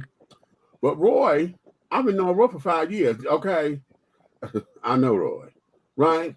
Oh, Roy. I know this. I know that when they get to smoking, they get horny. Okay. And I said, oh, wait a minute, girl. She said, well, yeah, they'll be gone for hours because, you know, he'll come get them, talking about they finna go ride down to go buy some weed or whatever, but they be gone for a little piece of a minute because Monty was talking about he had to go get it from his brother. His brother lived on the other side of town and blah, blah, blah. I said, bitch. So it wasn't dry snitching. It was just straight up snitching. Yeah, but Roy the one that got the stitches. So I said, but you know something? Now here's where the drama is. The drama is this. I had got that. I had got that spiritually. Like maybe Yubi had gotten married. We were going up to Yubi's wedding. Monty was supposed to be in the wedding, but he canceled at the very last minute, right? And it was some shit that had went down between Monty and me. This is just before the fight. And he said something to me. And I told him, I said, bitch, you about to get your ass busted. He said, what you mean by that? He says, I said, because you fucking with a bitch, and I said a drag queen, not knowing I was going to be the drag queen, right?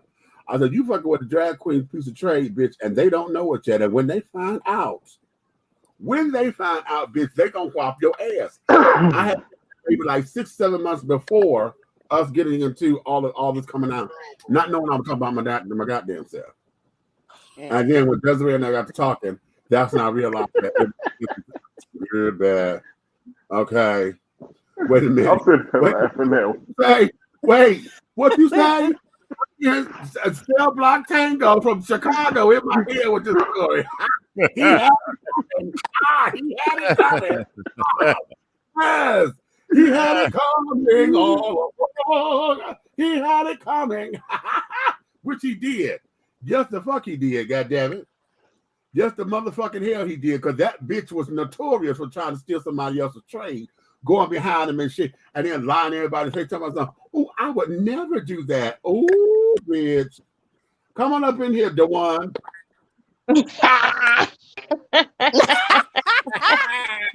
Oh, here we go. Here we go. Yeah, I got that bonnet on. Yeah, girl. Bonnet gang. Bonnet gang. Looking like a black ass Statue of Liberty. You a hater. I need to write that story into a short film. Yeah, you do. Yeah, you do, and you need to let me direct the part where you fucking somebody up in a disability. That's the part I want to do. That'd be the best scene. That would be the best scene. You fuck somebody up so bad they go into disability. Look, though, the crazy part is he didn't even tell on himself. Somebody else snitched on him, but he got the stitches though. This motherfucker got the only domestic check in the history of disability. Listen, yeah, he was a dark skinned dude, right? And you turned him light skinned? No, well, nothing but no. My nephew was in the car. My nephew was in the car or in the van with us. Okay, and I felt some kind of way because I thought there was I was in my feelings and I wanted my nephew to be kind of loyal to me. But what ended up happening was after that happened, he ended up going back to Monty's place. And they ended up fucking after they got high, and that pissed me off. But he told me, he said, I never knew that dark people could turn that many shades of purple. Hey, is all the weed in Detroit get you aroused or something? Right. They were like right after everybody's smoking Detroit, they start fucking. I'm trying to figure right. out. That's a strand. It's a strand up there to make you fuck. Right. I guess. I don't smoke, so I don't know. Sure, you don't smoke. He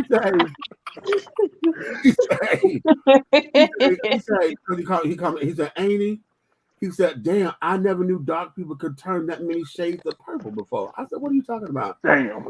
Saying, the way how you hit him, he said, you bruised him so badly to where I actually saw the different colors in his skin. Dang, bro. Damn. Damn, how dark was he? Hey, so you knocked all the pigmentation. So you knocked all the colors of the color wheel out his black hair. You turned the motherfucker to the avatar. Hey, money, that bruise said Crayola. Wait a minute, y'all so stupid. It was the Marquise Marcus. Okay. But like I said, that shit was just an initial reaction because of what the story was. Like I said, was because I had time to think. I don't smoke unless I get very, very, very upset. And so I told my nephew, I said, give me a cigarette because I wanted to fuck this boy up. But like I said, I had that. Hold on. No cigarette. He was mad. He was so mad. He went to a cigarette, not weed.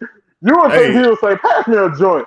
He said, pass me a cigarette. Not because that weed strand up there. No, I guess because if he get the cigarette, he calmed down from wanting to beat a bitch to maybe slap him around. Right. But had he asked for that weed, his dick would have got hard. He'd start fucking everybody in the Man. I'm not with you. I'm not with you here. What you say? Wait, see, that's the point. This is before I found out about him and Roy. See, and that's me, Troy had it like that. I had not okay, y'all want to know. Okay, since you want to ask.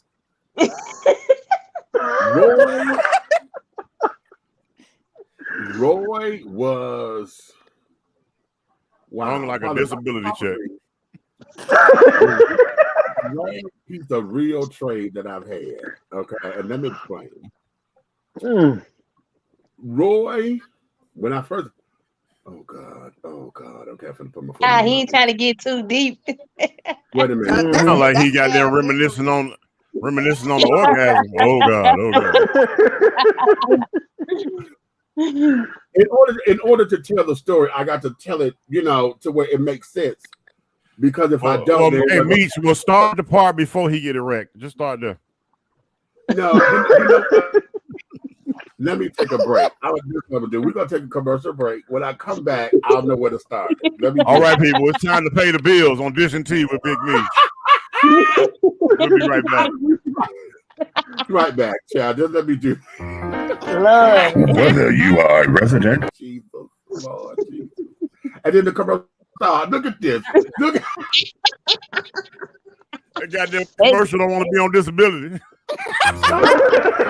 Whether you are a resident or visiting the ATL, if you need to satisfy your soul and your hunger with some good old-fashioned scrumptious victuals, then head on over to Tara Boulevard and feast at the Country Kitchen Cuisine Buffet. The Country Kitchen Cuisine Buffet has a mouthwatering.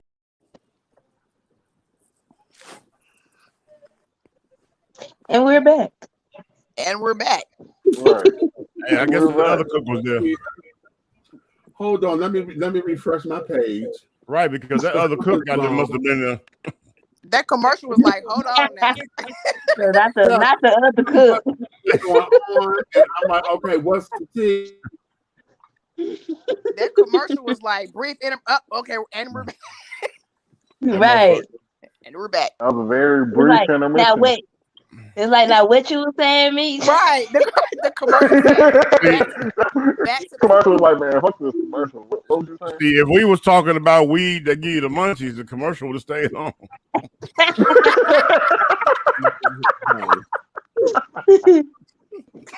Exactly. Okay, wait a minute. Something is going on, and I can't seem to make heads or tails of this. Apologize. Okay, okay. You know what? Apparently, it won't let me play the commercials right now. So, okay, let me just go into this. Now Okay. watch after this story. You take a Go ahead, tell commercial the break. story. All the commercials It's gonna gonna play work. after this story. Right. Okay. All right. So this is what it was. When I met Roy, through one of my kids because I was running my house, the House of Divinity. Okay. And so one of my daughters, Miss Chris, comes. She said, "Mama, I'm bringing company over."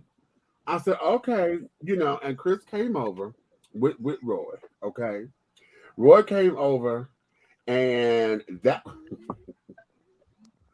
particular night, Roy ended up having everybody in the house. Ooh. Not everybody. Everybody in the house. Okay.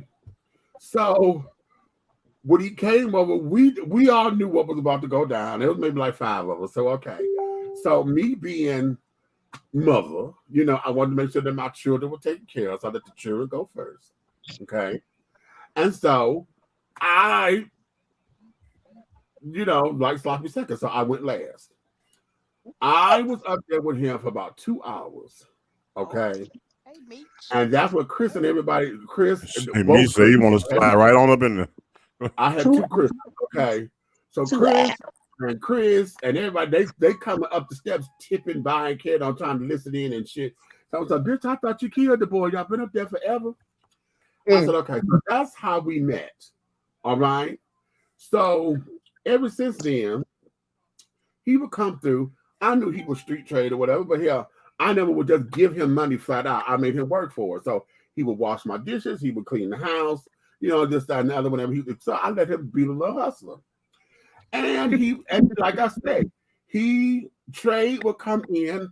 And when I say I could really stand him now because he know how to come up in here.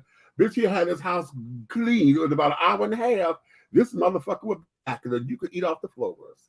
Okay, he liked to put up drywall and carrying on. He was good at plumbing and he was good at putting up floors and doing, all that kind of shit. And so that's what it was. Now, fix it, man. As he started to become, one of my play toys, he bought them for me very lovely. Okay. Oh, no. So he took it, huh? Took it like a man.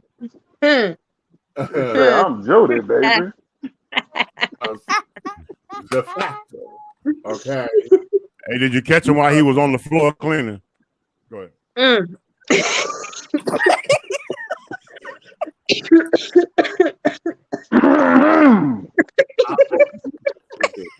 Okay. Man. I broke 2 beds with him. Woo! See, hey. Yeah. Honey. Yeah. And it was the frame because I didn't realize that I had that much pressure. And that day the nigga said pressure. Right. So that was that. So we really had a really, really, really good time. Look, there you go. He meant that. So the part where we had lost contact, and I said, okay, all right, cute. But then the roommate that I beat up in the car, Monty was responsible for him coming back because Monty ran into him and Monty brought him to the house. He's like, guess who I ran into? Okay. And he because he was hiding and he come around the door. And of course, my face lit up like a motherfucking Christmas tree. I'm like, oh, I got a pussy in the house. Oh, shit. Love. Okay. Love. Baby, yes. So Monty sat up there. When he had brought Roy back to the house that first time, Monty came, changed clothes, and left. Because he knew we were going to get real cute. Okay. And so that's what it was. And I don't know. I'm talking too much.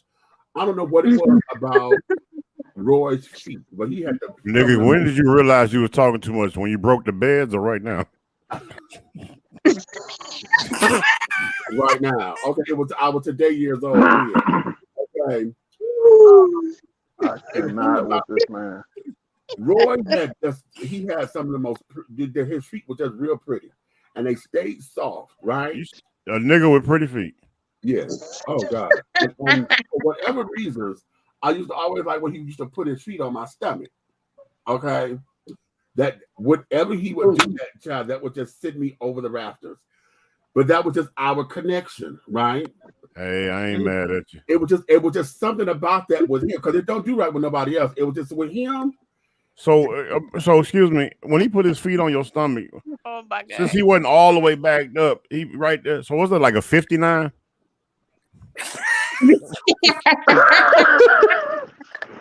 Then he raised his hand like he in school, like, hey, Right, excuse me. You see this towel? You see this towel? Wait, Yo. okay. No, just go ahead and just end the show, 'cause baby. But no, it was just something about that, and that was a part of our connection because he would do that because he was riding me, okay, and so he would put his feet on me, and God, that would just send me over the rainbow. Wait, stop. Pony. Yeah, he said what he said, and you heard it. Today is Sunday. We're not gonna let say what he said. I'm just saying. This is I said what I said Sunday. But I'm saying, y'all know you heard that sports car go by. That motherfucker was like, I'm riding. Look, they back here, boy. These comments is look. Eric telling on you, talking about Miss Ray. Oh, never mind. You know. I'm just saying. So he was sitting up there with his feet on his stomach. Wait, that's breaking up. What? So he was sitting up on you with his feet on his stomach. Yeah, because he was right. He sat down. And He was yeah, getting anyway. cowboy. Oh, so you could have took his feet and spun his ass around. He was right. Yeah. But what He if you said took what his he feet said on? Sunday. I'm saying, like, you can make him swing around like a 360-degree camera. Like, You know what? That's why your stuff breaking up because you. I'm just asking questions. You know what? The problem is this.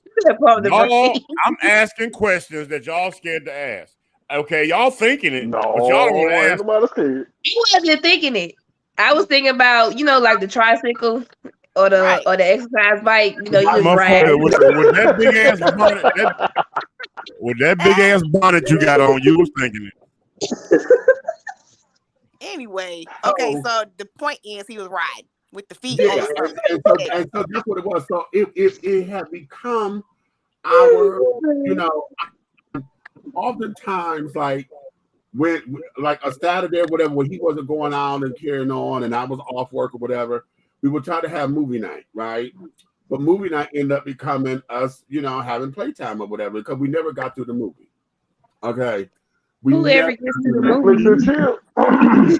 Okay, we never got through the movie, and I made that a point. And I love it when he was a bitch out because he was always trying. He just come on, stop it now. I need to stop. Nah, shit. Nigga, shut up, watch the goddamn movie. Oh, so you started it? Yeah, I did. Okay. Yeah. So, Oh my God. what it was, I put spoon or what we call the seatbelt. You knock them in. I was going to say you wasn't spooning because we big motherfuckers. That shit more. Yeah, so it was a seatbelt, right? You lock them in. Like a take by the pedal. Okay, and so I would to try to sit there, whatever. But hell, the way how he up on me, shit, his ass is already up on my dick and shit. So I'm like, okay. So I would start rubbing his belly and stuff. Cause I'm a touchy feely kind of guy, so I would rub his stomach, and I would play with his nipples and shit. And then like, Michi, stop. Ooh. Sound like he got a whole plan. Yeah, exactly. That nigga was playing this day.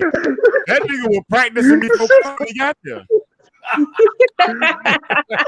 It was first time talking about some. Ooh. So now we Netflix. He like, I'm gonna bear hug this nigga and rub his nipples. Right. To another, Like, come here.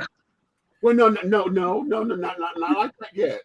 Because as he started to get aroused, of course, he's starting to rise to the occasion. That's what I knew I got him. Because I'm like, okay, yeah, Okay, Nick. Well, they say, they do say if you rub the male belly enough, it'll go down and it'll turn into dick. Oh my God! What the? You know what? From one fat man to another one, you damn right. Absolutely correct. Man, I cannot. Yes, That's you the damn right. secret. Okay. That's the secret to rub the belly, huh? That's the secret. That's secret. I'm over here crying. Hell, you should know your back hurting right now. Wait a minute. Hey there, baby. I'm just fucking around. Leah, stop. Yo! Now how we kicking it off, huh? Oh. That's how we kicking it. Okay, sorry. That there. So I'm trying to. The question was Roy must have had it like that, and I'm saying it was a process. It was a good fuck. Roy, do I miss the ass? God, yes. Okay. Yes. I have Naomi, I miss your ass too. Shut your ass up. Shut up, fool. There's a few people in my life to where I'm like, damn, that was some real good ass shit, So that was a good piece of ass, huh? And I was like, oh my God. But hey, okay, wait a minute. I got a question the whole world probably want to know. No. No, hold on. Okay, the one. When you say that means that's normally a big red question. Right. No. Hold on. I don't know. I might be saying what he finna ask, so I don't know. Go ahead. You gonna say it. I know you gonna say it. Oh, God. Go ahead. How you know it's some good ass? Oh God, not both of y'all together. Get Lord help the children. I just want to know. Oh my God. All right. Is it like getting good pussy, or is just it's kind of different? Well, because I'm one who Right, you know what? Okay, let me get detailed so you can give me the right answer. Everybody wants the right answer. Okay. She's trying to find out, like, a man know the difference between, bad pussy and good pussy. Is dry or is goddamn it look like an Arby sandwich or some sideways hanging to or something. You know what I'm saying? But you know what? But when it comes to doggone the homosexual world, the alphabet world. Yeah, is it similar? How do you know the difference between good ass and bad ass? Because it be tight. Like, is it motherfucking? Is it wide open? Do it slam shut? I mean, what? All right, okay. Look okay, at here we go. Y'all is inquestionable. Between good ass and bad This fool said do it slam shut. No, shut the fuck up. Do you say well, but wait. I won't say slam shut, but it's the same thing. See, those who are bottom, they have to practice their Kegel muscles just like women do. Okay, so it's the exact same thing. Well, I won't say exact. No, it can't be the exact, because if you practicing those Kegels, the whole cheeseburger you had the other day gonna fall out. But no, hold on. But they douche back there though. Yeah, God, yes, you better. Okay. You know what I'm saying? You gotta. I think they douche before they all that happen, because you know when you finna you know what I'm saying. And then here's the other thing though. Okay, vinegar and water. When you are preparing, for the encounter, honey, no, there are certain things you just don't eat. Okay, you don't eat prior. Okay, corn. You do eat and hamburgers and chili dogs and that kind of corn. No corn. No. So what it is though, is that you have to take care. You have to take care of and so just like you have to exercise and carry on to keep it tight. You tighten your hair, you squeeze your ass muscles and carry on, to keep it tight. You have to and one more. You have to exactly, and 2 more. And you have to keep it lubricated. Okay. Now, what happens, of course, is also in performance. You can't have nobody just laying there and you doing all of the damn work because then there's no fun in that. It's like, okay, nigga, shit, I could jack my dick if you just gonna lay there. Oh, You so know? it's better when they back that ass up, huh? It's better. They gotta twerk on that thing.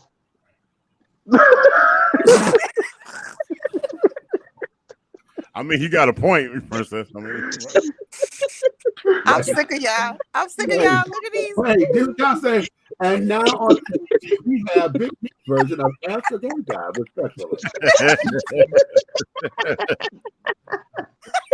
respectfully. Respectfully, of course. respectfully. That because just like and then being me as a man, we understand if sometimes folks are just run up in too many times and it's too loose. They do what? They got no motherfucking walls. They get ran into too many times, so they be too loose. They be too goddamn. It be like, bitch, I'm not supposed to fall in this motherfucker like the Gap. Bitch, this ain't no fucking commercial. You know, like them porns that you be watching and they butthole about that. Yeah. It be looking like that for real. Look at this. Right. Yeah, it's nasty. They got like you sneeze wrong, it's over with. Yeah, but a lot of that is because they're overworked.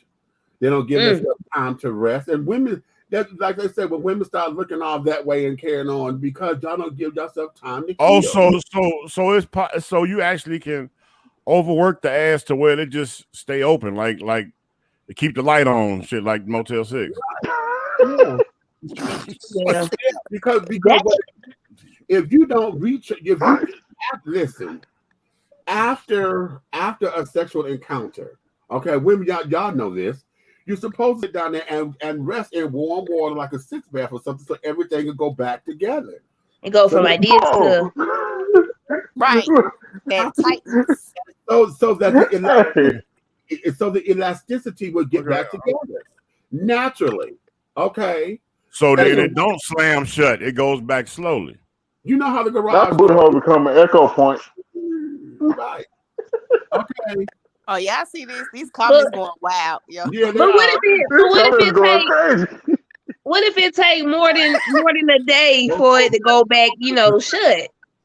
Then don't leave the house. Not so much don't leave the house. What it is that means that you really should not have a lot of sexual activity, because oftentimes in our world, that means that you didn't have something that was huge, okay, and then stretched you open, and now it's going to take a minute for you to get back together. But there's a number of people who feel as though that's the right way to be. That's what I be wondering about, because in y'all world, motherfucker that. But see, a motherfucker in y'all world that, what I'm saying, that's well endowed. Now, I won't no damn woman fuck with him. He pull that motherfucker out, and they be like, nigga, no. You know what I'm saying? And then, but you go there, and you'll have motherfuckers super goddamn sassy try to motherfucking, hey, I can take it. Wait a minute, now, because you will have, now, back in the day, I'm not as adventurous as I once was. But an adventurous whole, because you want to have, you got to have your stripes, baby. That's the adventurous whore, honey, was what we called ourselves back in the day.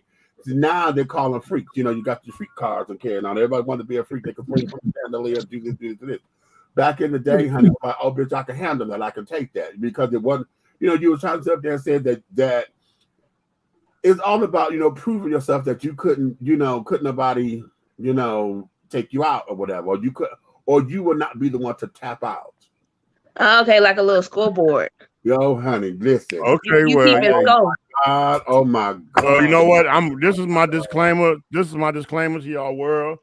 And I've always said that I got mad respect for the men that doggone do that bottoming thing, because to me, it take a real man, a tough guy, to take a dick up the ass. I'm just gonna tell you that right now. You know what I'm saying? Just voluntarily just taking up the ass. That's just some goddamn, like, like, hey, I'm next. Like, what the fuck is that shit about? I'm like, you a tough motherfucker, bro. Hey, I'm not finna try to fight you, because if you could take a dig up the ass, you definitely could take a punch. That's a lot of punches. That's quite a few punches now. Now wait a minute. Now you talking about the femme queens that do it, honey. You ain't talking about the ones that are the masculine dudes that do it. Bro, I'm talking about all of them: the doctors, the lawyers, and the police officers. I'm making the point because you No. said what this is, but a lot of folks always equate the femme girls into being the automatic bottoms. Well, you have a lot a lot of film girls top.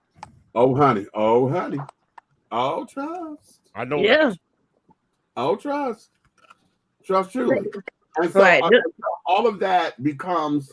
I know Samantha. I know Samantha done been a top a whole lot of times. Samantha's always been a top.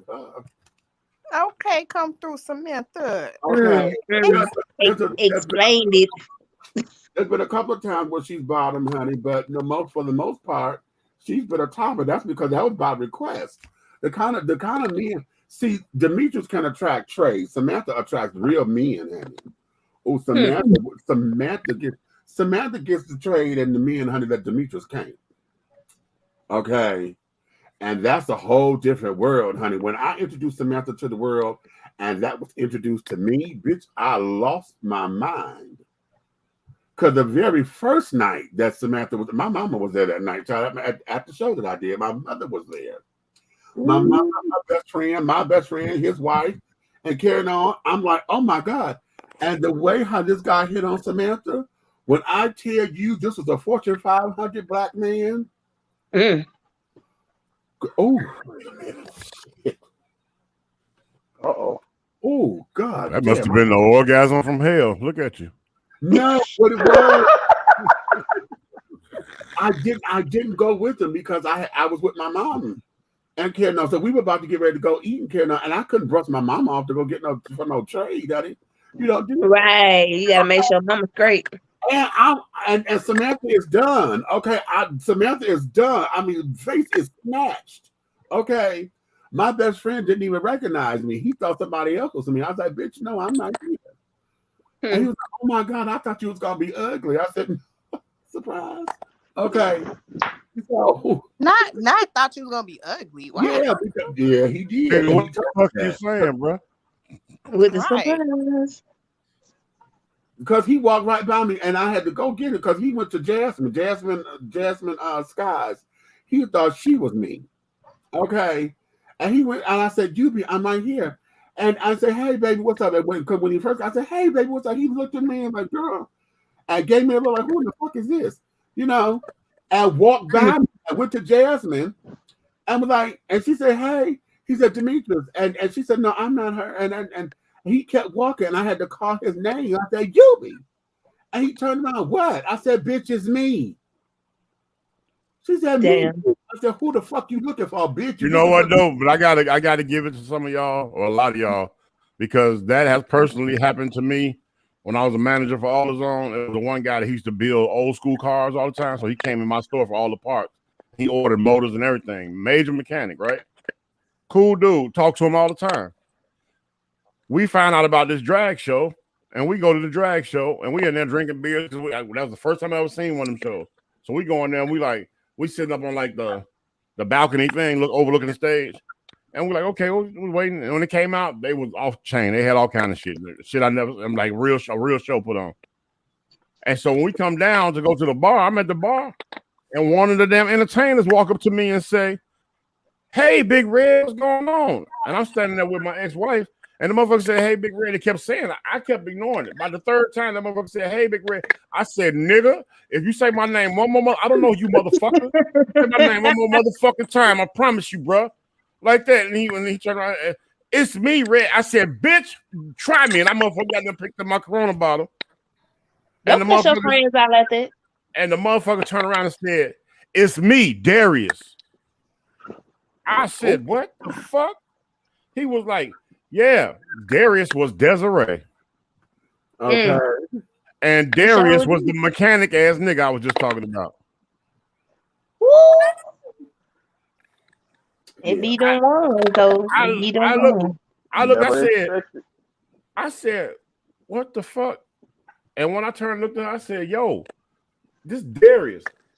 And motherfucker said, "Oh no, you a lie." And told the bartender, "Give us 2 shots." Okay. So a lot of times, you know, in this particular world, That's what happened. So and all of that we took Surprise, motherfucker.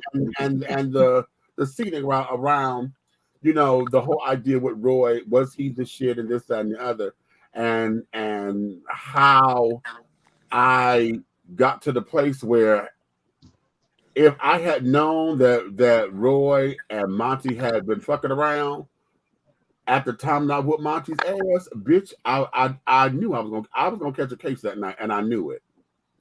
I knew it when I jumped out the van.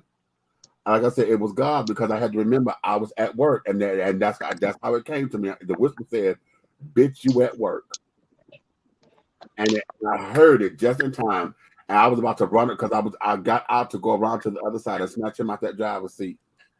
So you was a violent motherfucker back then. No, I wasn't. I don't believe. I don't like violence. I don't believe in it. No, I don't like violence. What it was. Okay, disclaimer: every nigga that's soft and quiet and say they don't like violence, they just as sweet as they want to be, will put your ass on disability. They will put your ass on disability. They'll whoop your ass on the disability, boy. And yeah, and now the funny thing about it is that he didn't qualify for disability for like a year and a half later. So I didn't know he had scars. I didn't know he had those scars that were lasting like that. My nephew told me that. He said he was still scarred. Hold on. Yeah. You beat the nigga so bad. The scars lasted a year and a half for him to be able to qualify for disability. And I'm telling you what I'm told. At that particular time, that nigga stuck like this for life. Damn. Stop. If I was in the area, he would leave. Like we'd be at the park or whatever. If he heard I was coming, he would go to his car and leave. If I just happened to pop up and he was there already, he would go to the other side of the park. We would have no conversation or whatever. I felt bad because I was like, what the fuck do you expect? You beat that man. What the fuck do you expect? You beat the man was into disability for life. The man was traumatized. He was traumatized to the point where now he get a check for the traumatization. He got to get paid for it. Wait, Meech. Do you understand that this man, you motherfucking put stitches and scars for lifetime in this motherfucker? Okay, do you know when the goddamn cartoon Lilo and Stitch came out, he probably motherfucking ran in the house? Bro, you not Lilo and Stitch. A little kid probably ran up and said, "This is my guy Stitch." He said, "Oh no, what the fuck?" I don't know. One of the things that got to me was this, and I got this in my spirit. I just got this in my spirit because Monty was very practical. And I had told him this at the same time of us just about to dissolve our friendship. I told him somebody was going to buy him a fucking car, right? Because I knew he wasn't going to have the van for long. I said, no, you're not going to have that van for long. You're going to end up getting a car. And then it dawned on me because I did not know he had a car, right? At the time he was dodging me. Right. And the last time I saw him leave the park to go to his car, and when I saw the car, everything in my spirit said he was saving the money that I was giving him. Because when it all came down to it, I was giving him maybe $100 a week. That nigga smoked that money, bro. He wasn't saving that money. No, he smoked part of it, honey, because he wasn't that stupid. Now I'll read it. No, he smoked a little bit of it, but he was pocketing that because I don't think he got the car. It could have been about $800, $900. I'll be right back, y'all. I gotta go check on some money that's supposed to be coming to me. All right, well, we're gonna put you down for a second. He won a scratch off. So, $5 and a ticket. so all of that was that child. Lord, y'all see. Y'all get me talking about my life story up in this motherfucker. It's okay. Hey, we don't mind you sharing, Meech. I mean, especially when something monumental is whooping a nigga into motherfucking disability. I mean, that's cool. You know what I'm saying? What did we learn today, Naomi? I would never do it to you. Now that I see I can be beaten to disability, I didn't know that. Well, and that kind of bothered me because. It bothered me because I didn't want to be that kind of angry. And then, like I said, that was the initial hiccup from that. If we had really got to fighting, and if he tried to hit me back, and I swear if he had hit me, if he had attempted to hit me, Man, I'm gonna be honest. You strike me as the nigga that will motherfucking stomp you out, shoot you, and then motherfucking yell at the body time I see what you made me do. Like that's a problem. That's a problem. You know what? Because it's funny that you say that, because I said that to him. Because what it was, this is what happened. Okay, this is what happened, because I heard he used to date one of the Chris's that was in one of my sisters. He and Chris, one of the Chris's used to date, and at one point Chris used to always do shit because Chris had a death wish on her at the time. She had just found out she was HIV positive, and she was trying to get somebody to fuck her up and kill her. For real. Okay. And so she would do shit just to do it. And then she was always fucking with me, because she knew I would knock her little skinny ass the fuck out, right? Yeah. But when I got that in my spirit that that's what she was trying to do, I wouldn't entertain it. Right. Okay? I wouldn't entertain it, because I said, no, you're trying, and you don't want to fight for your own life. So what happened when this happened with Monty, I'm sitting up there, I'm like, look what you done made me do. This wasn't supposed to get to this particular point. And all of a sudden, I just heard Chris laughing in my motherfucking ear. And when I heard Chris laughing, I looked at her, I said, motherfucker, did you do this on purpose? You wanted me to hit you? Yeah. And he looked at me, and I hit him 2 more times. You motherfucker, you know, because I didn't want to get there. And I was like, and you provoked this like this? And now his ass like this for the rest of his life. You know what? More of the story is, if I would have known that, you know how many people I would have probably did the same stuff to. They took their check. No, let me stop. But he ended up telling my nephew. Now this is where it gets crazy, because this is when I got kind of emotional. He did not know what else to do but to pay me back, so he felt that he owed that to me. I said, how in the hell does anybody give an ass whooping to somebody? You would take an ass whooping because you felt that you owed that to me. Well, I'm gonna be honest with you. I could name 2 or 3 people. It's some people out here though like that though. If they donated an ass, if they donated an ass whooping, me beating their ass, I would go ahead and oblige them. Mish got a new nickname, y'all. You see that? Her name is Beating Over.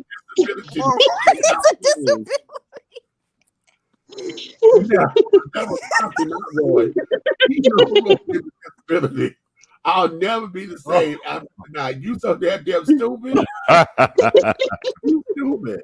Hey, for y'all don't know, that's my boy Tracy, bro. I fuck with Tracy real hard, though. That's what that. Okay, hey. no, Roy is. I broke the bed with Roy. That's just to break the bed. Yeah. Back to how you break the bed. Okay, you didn't have it. No, sir. No.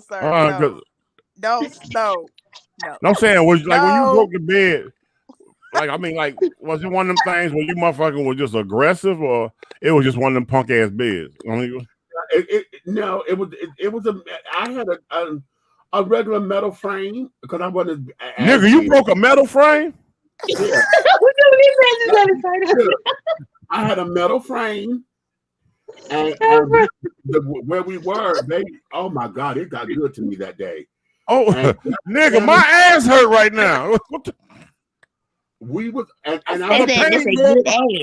And we that must have been good ass, bro. Because I felt a pain shoot up my back when you said the frame was metal. And I know we dropped. Oh Lord, I hope he okay. Is he okay? I was still in the middle of a stroke. I was still stroking. Oh, that was a middle stroke. Oh my God. And the leg of the leg on the frame had bent under and broke. So the leg of the bed had more sense than y'all. So each of them was pulling that. What's that movie? It didn't have new one to give metal. What's that movie? What's that movie? What's that movie with the vampire and the girl? when they were tearing up the hotel room. That was with me. So they tearing up beds and shit. So, Man. now, funny thing is, and I think I told y'all this part of the story before, when his girlfriend and I actually sat down and had the talk, okay, and he was asking me about him and how close of a friends we were and this, that, and the other. And I was writing him. Hey, hold on. Good night. Hey, good night, Eric. He said good night, everybody. He got to go. Good night, Eric. Oh, okay. Yeah, okay. Good night, John boy. All right. Good night, Okay. So what was happening was when he got locked up, she writing him, he writing her, and then she's calling me on the phone. And how all this had came about was she was asking me, this was in June. What is this, 04? And this was in January of that year. He had brought her to the house and he had ended up fucking her in my house twice. Okay. Did you see it? Huh? Did you see this happen? No, I didn't have to see it. See, they were loud. And he was you loud. heard it. Oh, this Yeah. the nigga that was fucking down the hallway, right? Yeah, yeah. Oh, okay. Yeah. Yeah. Yeah, okay. All right. And so, What yeah, a bad at. Huh? What a No, bad at. What it was, I was trying to, at that time, she didn't know who I was. And they had just had the baby and carried on. So I didn't want to jeopardize him not being able to see the baby and stuff anymore. So Okay. I am fuming because I'm ready to kick the goddamn door in. Okay. Because he had a baby mama. He had a baby mama that he was still fucking while he was fucking you, but the baby mama didn't know that he was goddamn jumping the fence. Right. Okay. Right. And so I had to tell her this because we had got to, after we had the initial conversation carrying on, I had to tell her this because he had said something to her in one of his letters to her that had pissed me off. And one of the things I hate about being a sissy is this. There are moments where the bitch in me will emerge. Okay. And Pop when I your say fan. me, I mean the messy bitch. Okay. Because what happened, he had told her some bullshit about he didn't know that I was gay because he found out because I was always having sex in my room with the door open. And because of how the apartment was, he had to walk by my room to get to his. So he was always seeing me with other people and carried on. He said, what? Then he told her that the only way that I allowed Though he was looking in the mirror.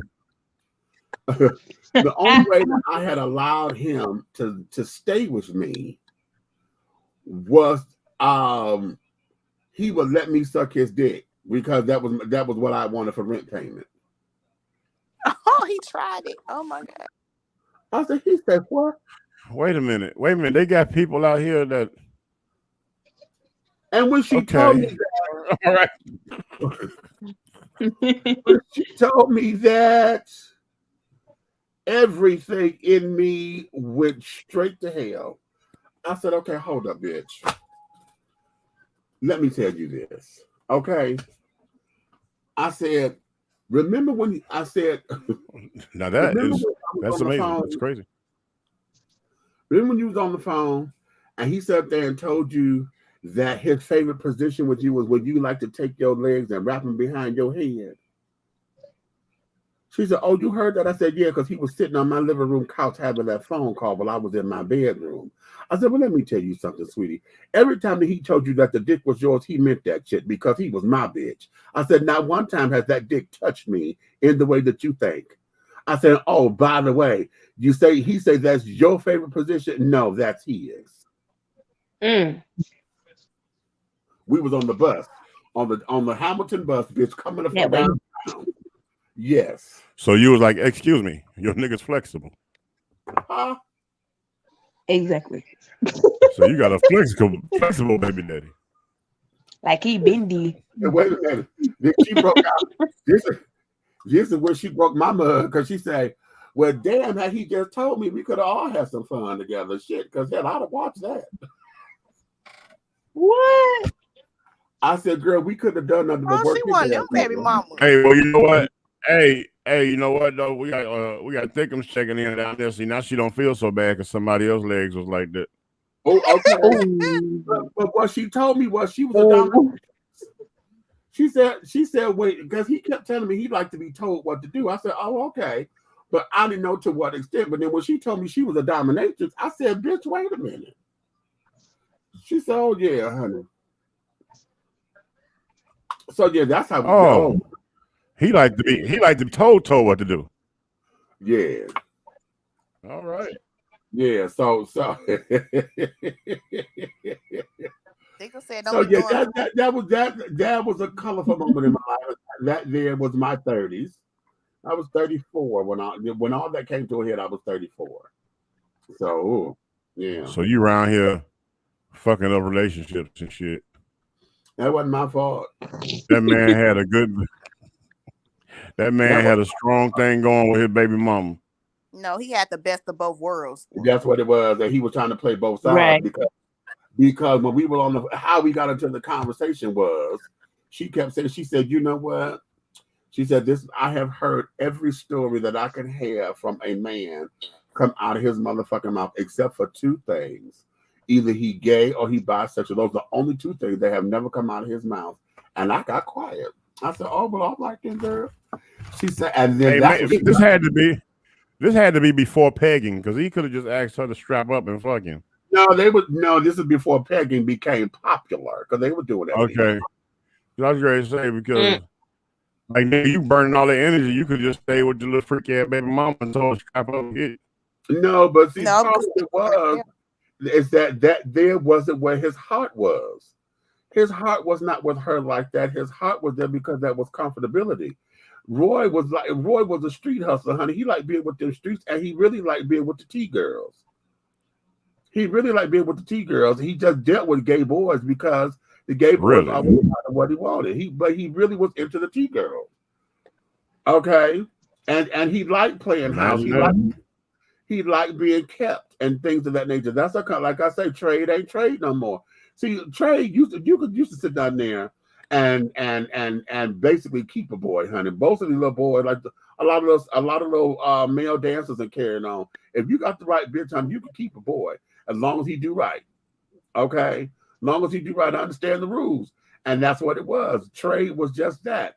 And see, and if you're from a climate where you have all 4 seasons and it gets cold, right about this time, this is September. See, right about now, this is what trade, honey, really starting to wind down a little bit.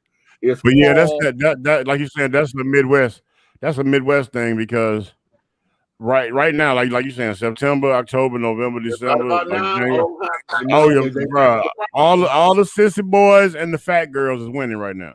Say it. You better say it. All the sissy boys and fat girls are winning right now. You will see a motherfucker. You will see a big, nasty, black, fat motherfucker girl right now with a pretty nigga. Yep. But soon as the weather changes, he won't speak to them. And they know they could weather the elements outside. Yep. That's what I call prison break. I call that prison break because it's just like letting the motherfucker go from prison.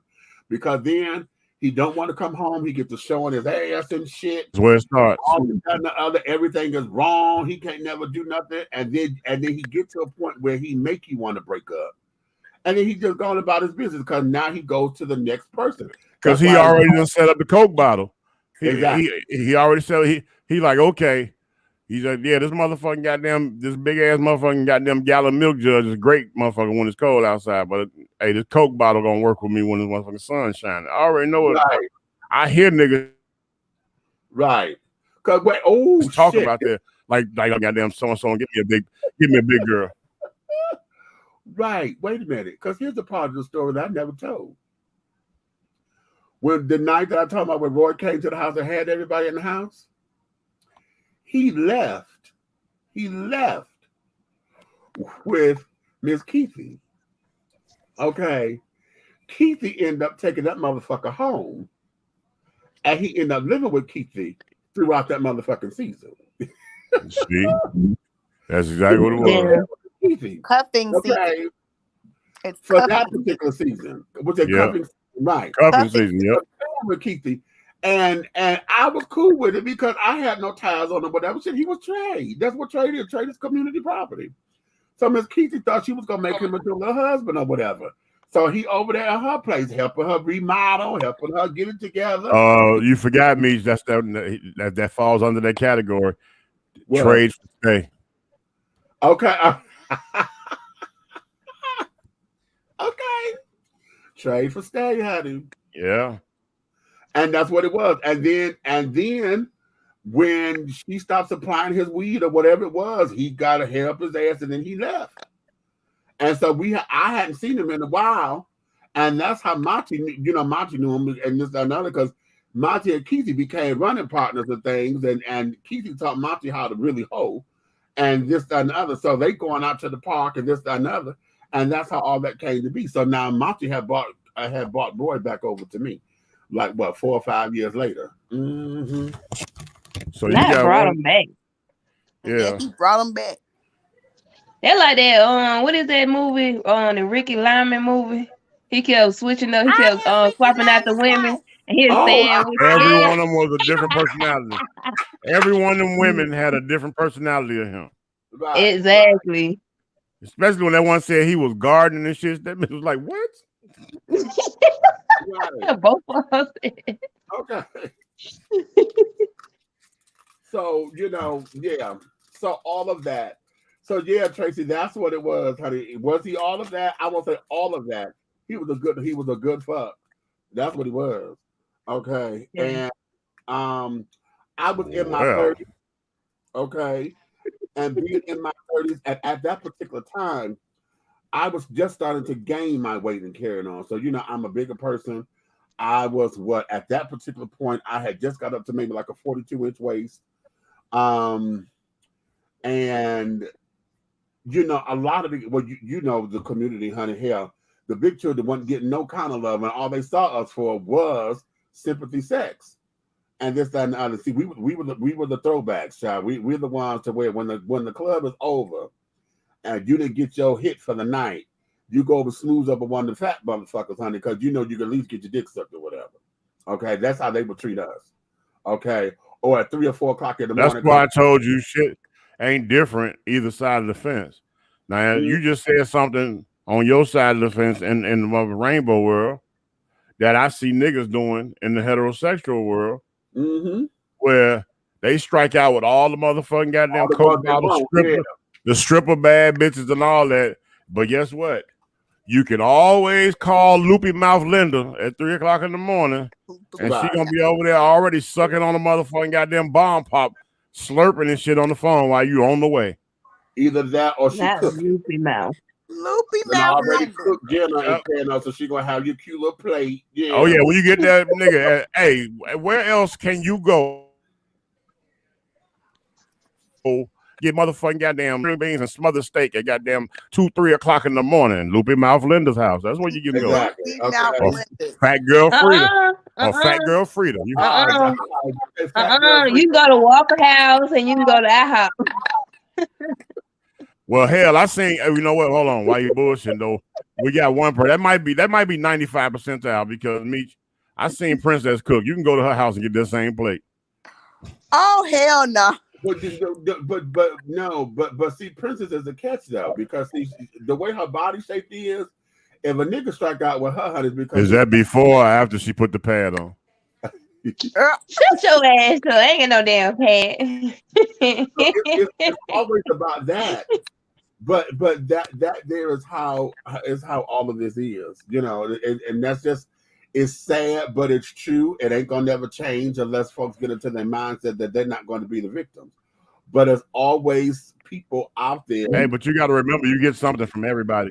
You have been a mother figure, a brother figure, and a sister figure to different people in your life. Yeah. You know what I'm saying? It's like, so you got different sections. Naomi has been passive aggressive and aggressive in relationships in her life. Mm-hmm. You know what I'm saying? Everybody brings something to the table, and it's always probably something different based on the adjustment of personalities. Wait, Well, stop. I mean, but now here's what it is, because see, my Atlanta days, my Atlanta showed me how to be comfortable with being daddy. What? Ooh, Hold on. What you say? What? yeah. Hold She on. trying to defend herself. Like, no. When we get aggressive, when What? have I ever been aggressive?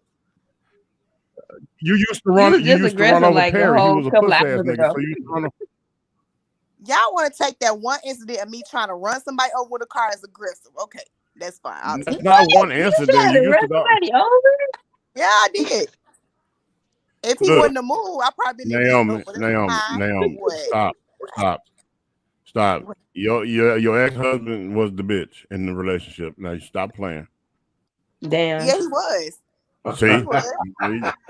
See, TJ say always. She always ready with her head wrapped and say, "Bring me something on your way over." That's right, TJ. That's right, TJ. That's dead on. Way over. Okay, stop. Go over there and stop by over in Detroit, honey, because you always get to the Coney Islands and carrying on, and you always get, stop by and bring me back. Give me some chili cheese. You're right. The head be wrapped up because goddamn. Okay. Give me They some ready. chili fries or some onion rings or some wing things, child, They and forget bring that with you. They forget. Hey, somebody asked Thickums. Asked Thickums how that damn headache guy came off her head. I'm not gonna play with you. Leave her alone. Okay. Because her head was. So that there is that, honey. But nonetheless, darling, it has just been a very interesting ride. And I love these little cards. Y'all see how these little cards do? We just started with one thing. I didn't even get into the after dark questions. Hell, this just became an after dark shit. Okay. But Yeah, interesting. See, I like this card. I like the cards. Yeah. Okay, we'll pick up the after dark next Sunday. Let's just Okay, you want to do it next after. Sunday? Okay. So listen, what we want to do, because it's getting a little late, and y'all know we'll be on here forever if we're just trying to talk, and I want to be mindful of folks' time and things of that nature. But what we're going to do here is allow you guys to go and get into your worlds. Let me know what y'all think of these particular cards. Like I said, I got the cards. These are the Tonight Let's Talk card game. Okay, and this one here. I plan on ordering them. Yeah, this is the date night edition. That's where the questions come from. I had the self-love. I started with the self-love questions. Why was you gonna order? Don't worry about it. I'm just saying the nigga can't even motherfucking answer your question text message. So how the fuck you gonna order the car? Ain't nobody ask you. Hey, look, she gonna pull. Hey, she gonna pull. Hey, Meats. She gonna fuck around and pull the card and ask a question, and then they gonna be standing like this with the card.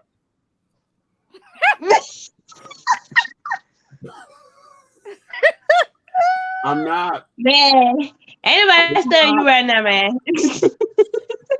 Okay, so having said, oh shit, the Emmys was on tonight. I didn't even realize that. Oh, wait a minute. Okay, she must not have won because it would have come up. It would have flashed on the screen. I was trying to see the MJ, Miss Blanca from Pose, if she won the Emmy because she got nominated. She got nominated, and she made history being the first trans actor to ever be nominated in a major category.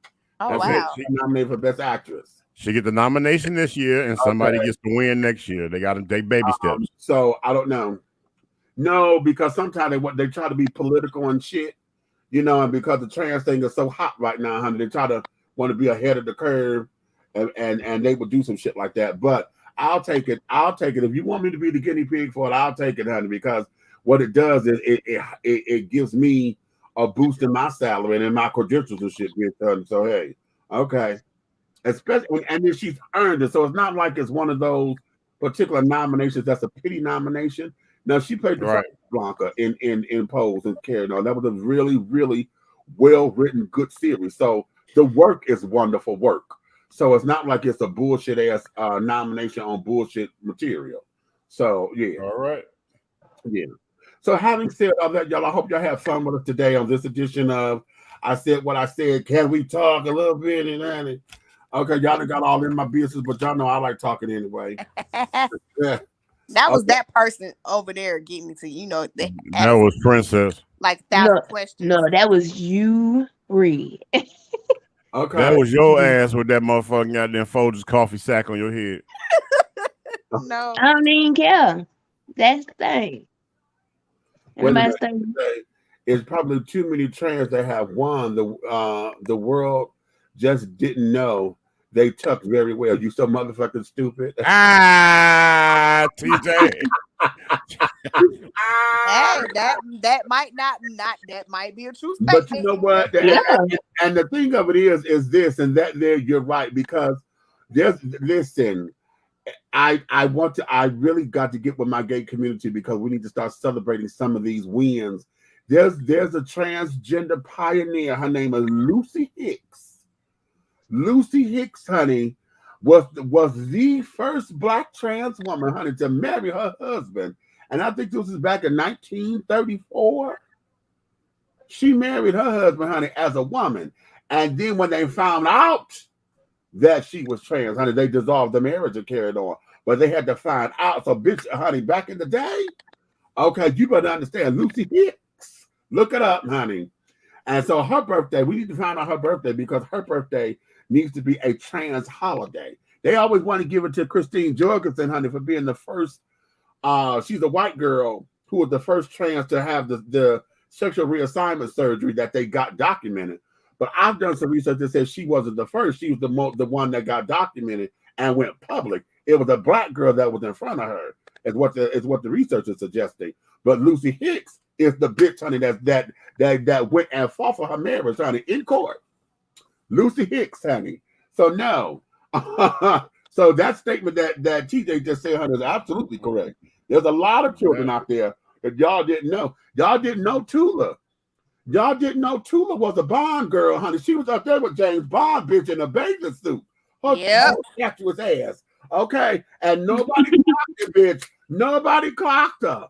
Okay.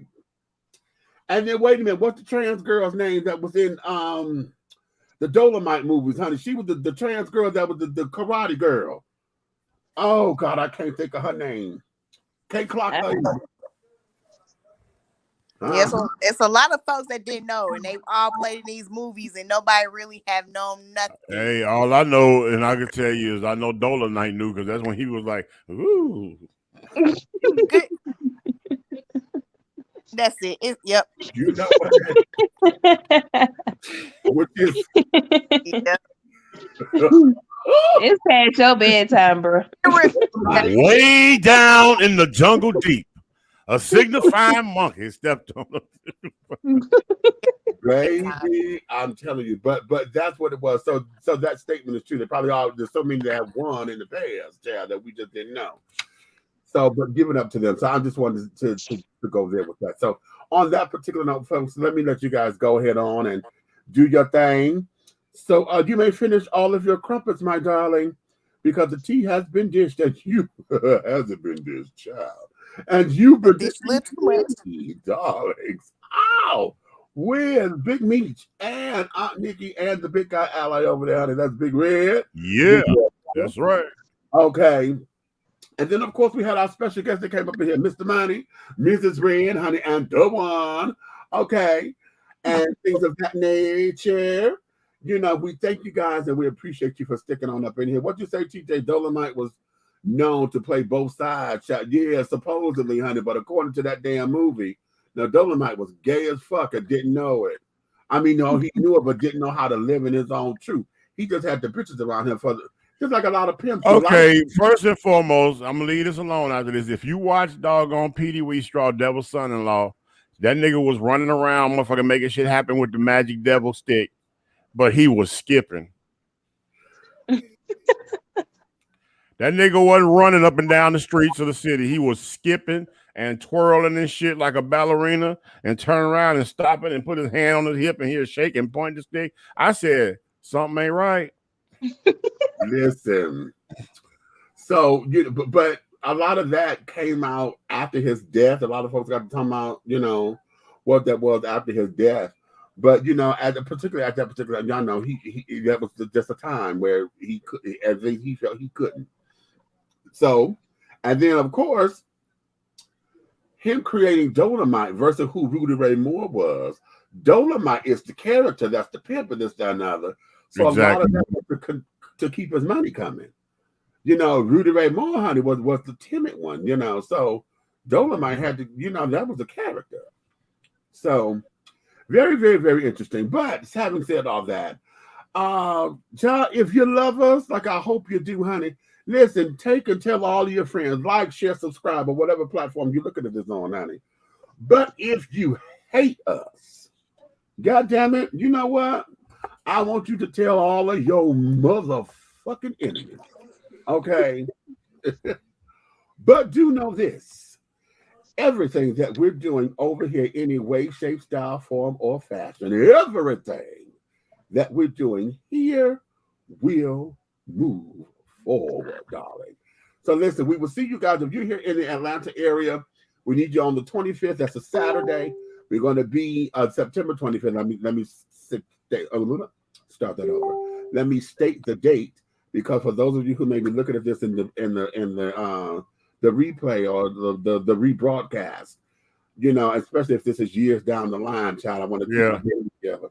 Okay. Right. Saturday, September 25th, 2021, between 1 and 5, we're going to be at the Chit Chat Lounge, honey, with a pop-up shop. We're doing it's the 80s versus the 90s theme. And so we're going to come on down up in there and have some fun. I'll be there with Sensuality, honey. Come and get some original fragrances and things. Big Red and Miss the Reds, honey. Okay, will be there with royal hair extensions and things of that nature. Along with Miss Princess, you're gonna be there, right? Doing hair. We do a lot of demonstrations on getting hair and stuff done, honey. Aunt Nikki gonna be there with April Nana, her shea butters and things. And soaps. And soap. Oh, she'll start doing soap, baby. These soaps are so pretty. And if you don't want to use them, very decorative. So yeah, we got a lot of stuff coming down there. That's Saturday, September 25th, 2021, from 1 to 5 at the Chit Chat Lounge. And over there in Decatur. And as a subsidiary of Royal Extensions, one of the products that we use, I'll be there representing New Cannabis, which is a CBD health and wellness product of all kinds. I'll have samples and all that there. So if you need the information, show up, Chit Chat Lounge. Okay, listen, let me tell you something about New Cannabis, honey. New Cannabis, honey, is the tea. And the pain cream, I gave some to my mother. And my mother, honey, now, I was very skeptical about all that because I don't need my nephews and them, trying to dope up my mama and shit. Okay. But I gave her the pain. And even though she's a 70s woman, she used to smoking shit back in the day, she ain't new to it. I just didn't meet the kids trying to sit up there and try to think they're going to get over. Okay. But I gave her the pain cream, honey, and she swears by it, honey. She's like, oh my God. I said, okay, mama, so that's it. I got, because she has sciatica, in the back and carrying on. And, she swears by it, honey. So yes, you need to come and get you some of this damn, this cream. Okay.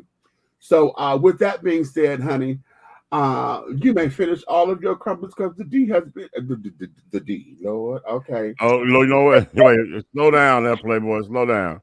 I know my mind somewhere else. My mind went. Hey, TJ. Hey, TJ got. You see, TJ got a last comment on here. What he say? He said something about Juan Valdez. What's it? Juan Valdez needs to finish picking coffee beans. What? He needs his sack back. You so goddamn dumb. You know what though? Juan Valdez has always been the most ignorant Colombian I ever met in my life, because while he was with that donkey picking them coffee beans, Sosa and all the rest of them was driving by in a Rolls Royce because they had more. What did you follow? I'm saying they was doggone around there. They had all the cocaine in the world in Colombia, and this motherfucker had a donkey getting coffee beans. I'm trying to figure out the math because it's Folgers. Folgers is in your cup. Okay, leave that man alone. Yeah, but his homies had Rolls Royces. They didn't have donkeys. Guess what? That donkey got him around with that Folgers that everybody drinking. So leave that man alone. His coffee beans. But it's the same thing. The cocaine keep you up just like coffee do. So that's what his stuff went to. Exactly.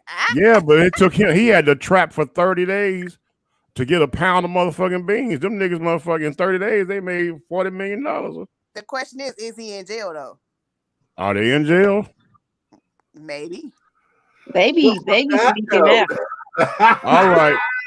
All right. Let's get up out of here and let these people go to bed. We gonna let y'all go, honey. So on that note, oh wait a minute, I got the wrong thing. I'm finna go put the opening up in here. Okay, see, y'all got me all discombobulated. This nigga talking about D and openings and shit. Go.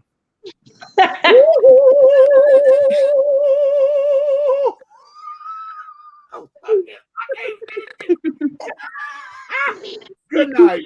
Never mind.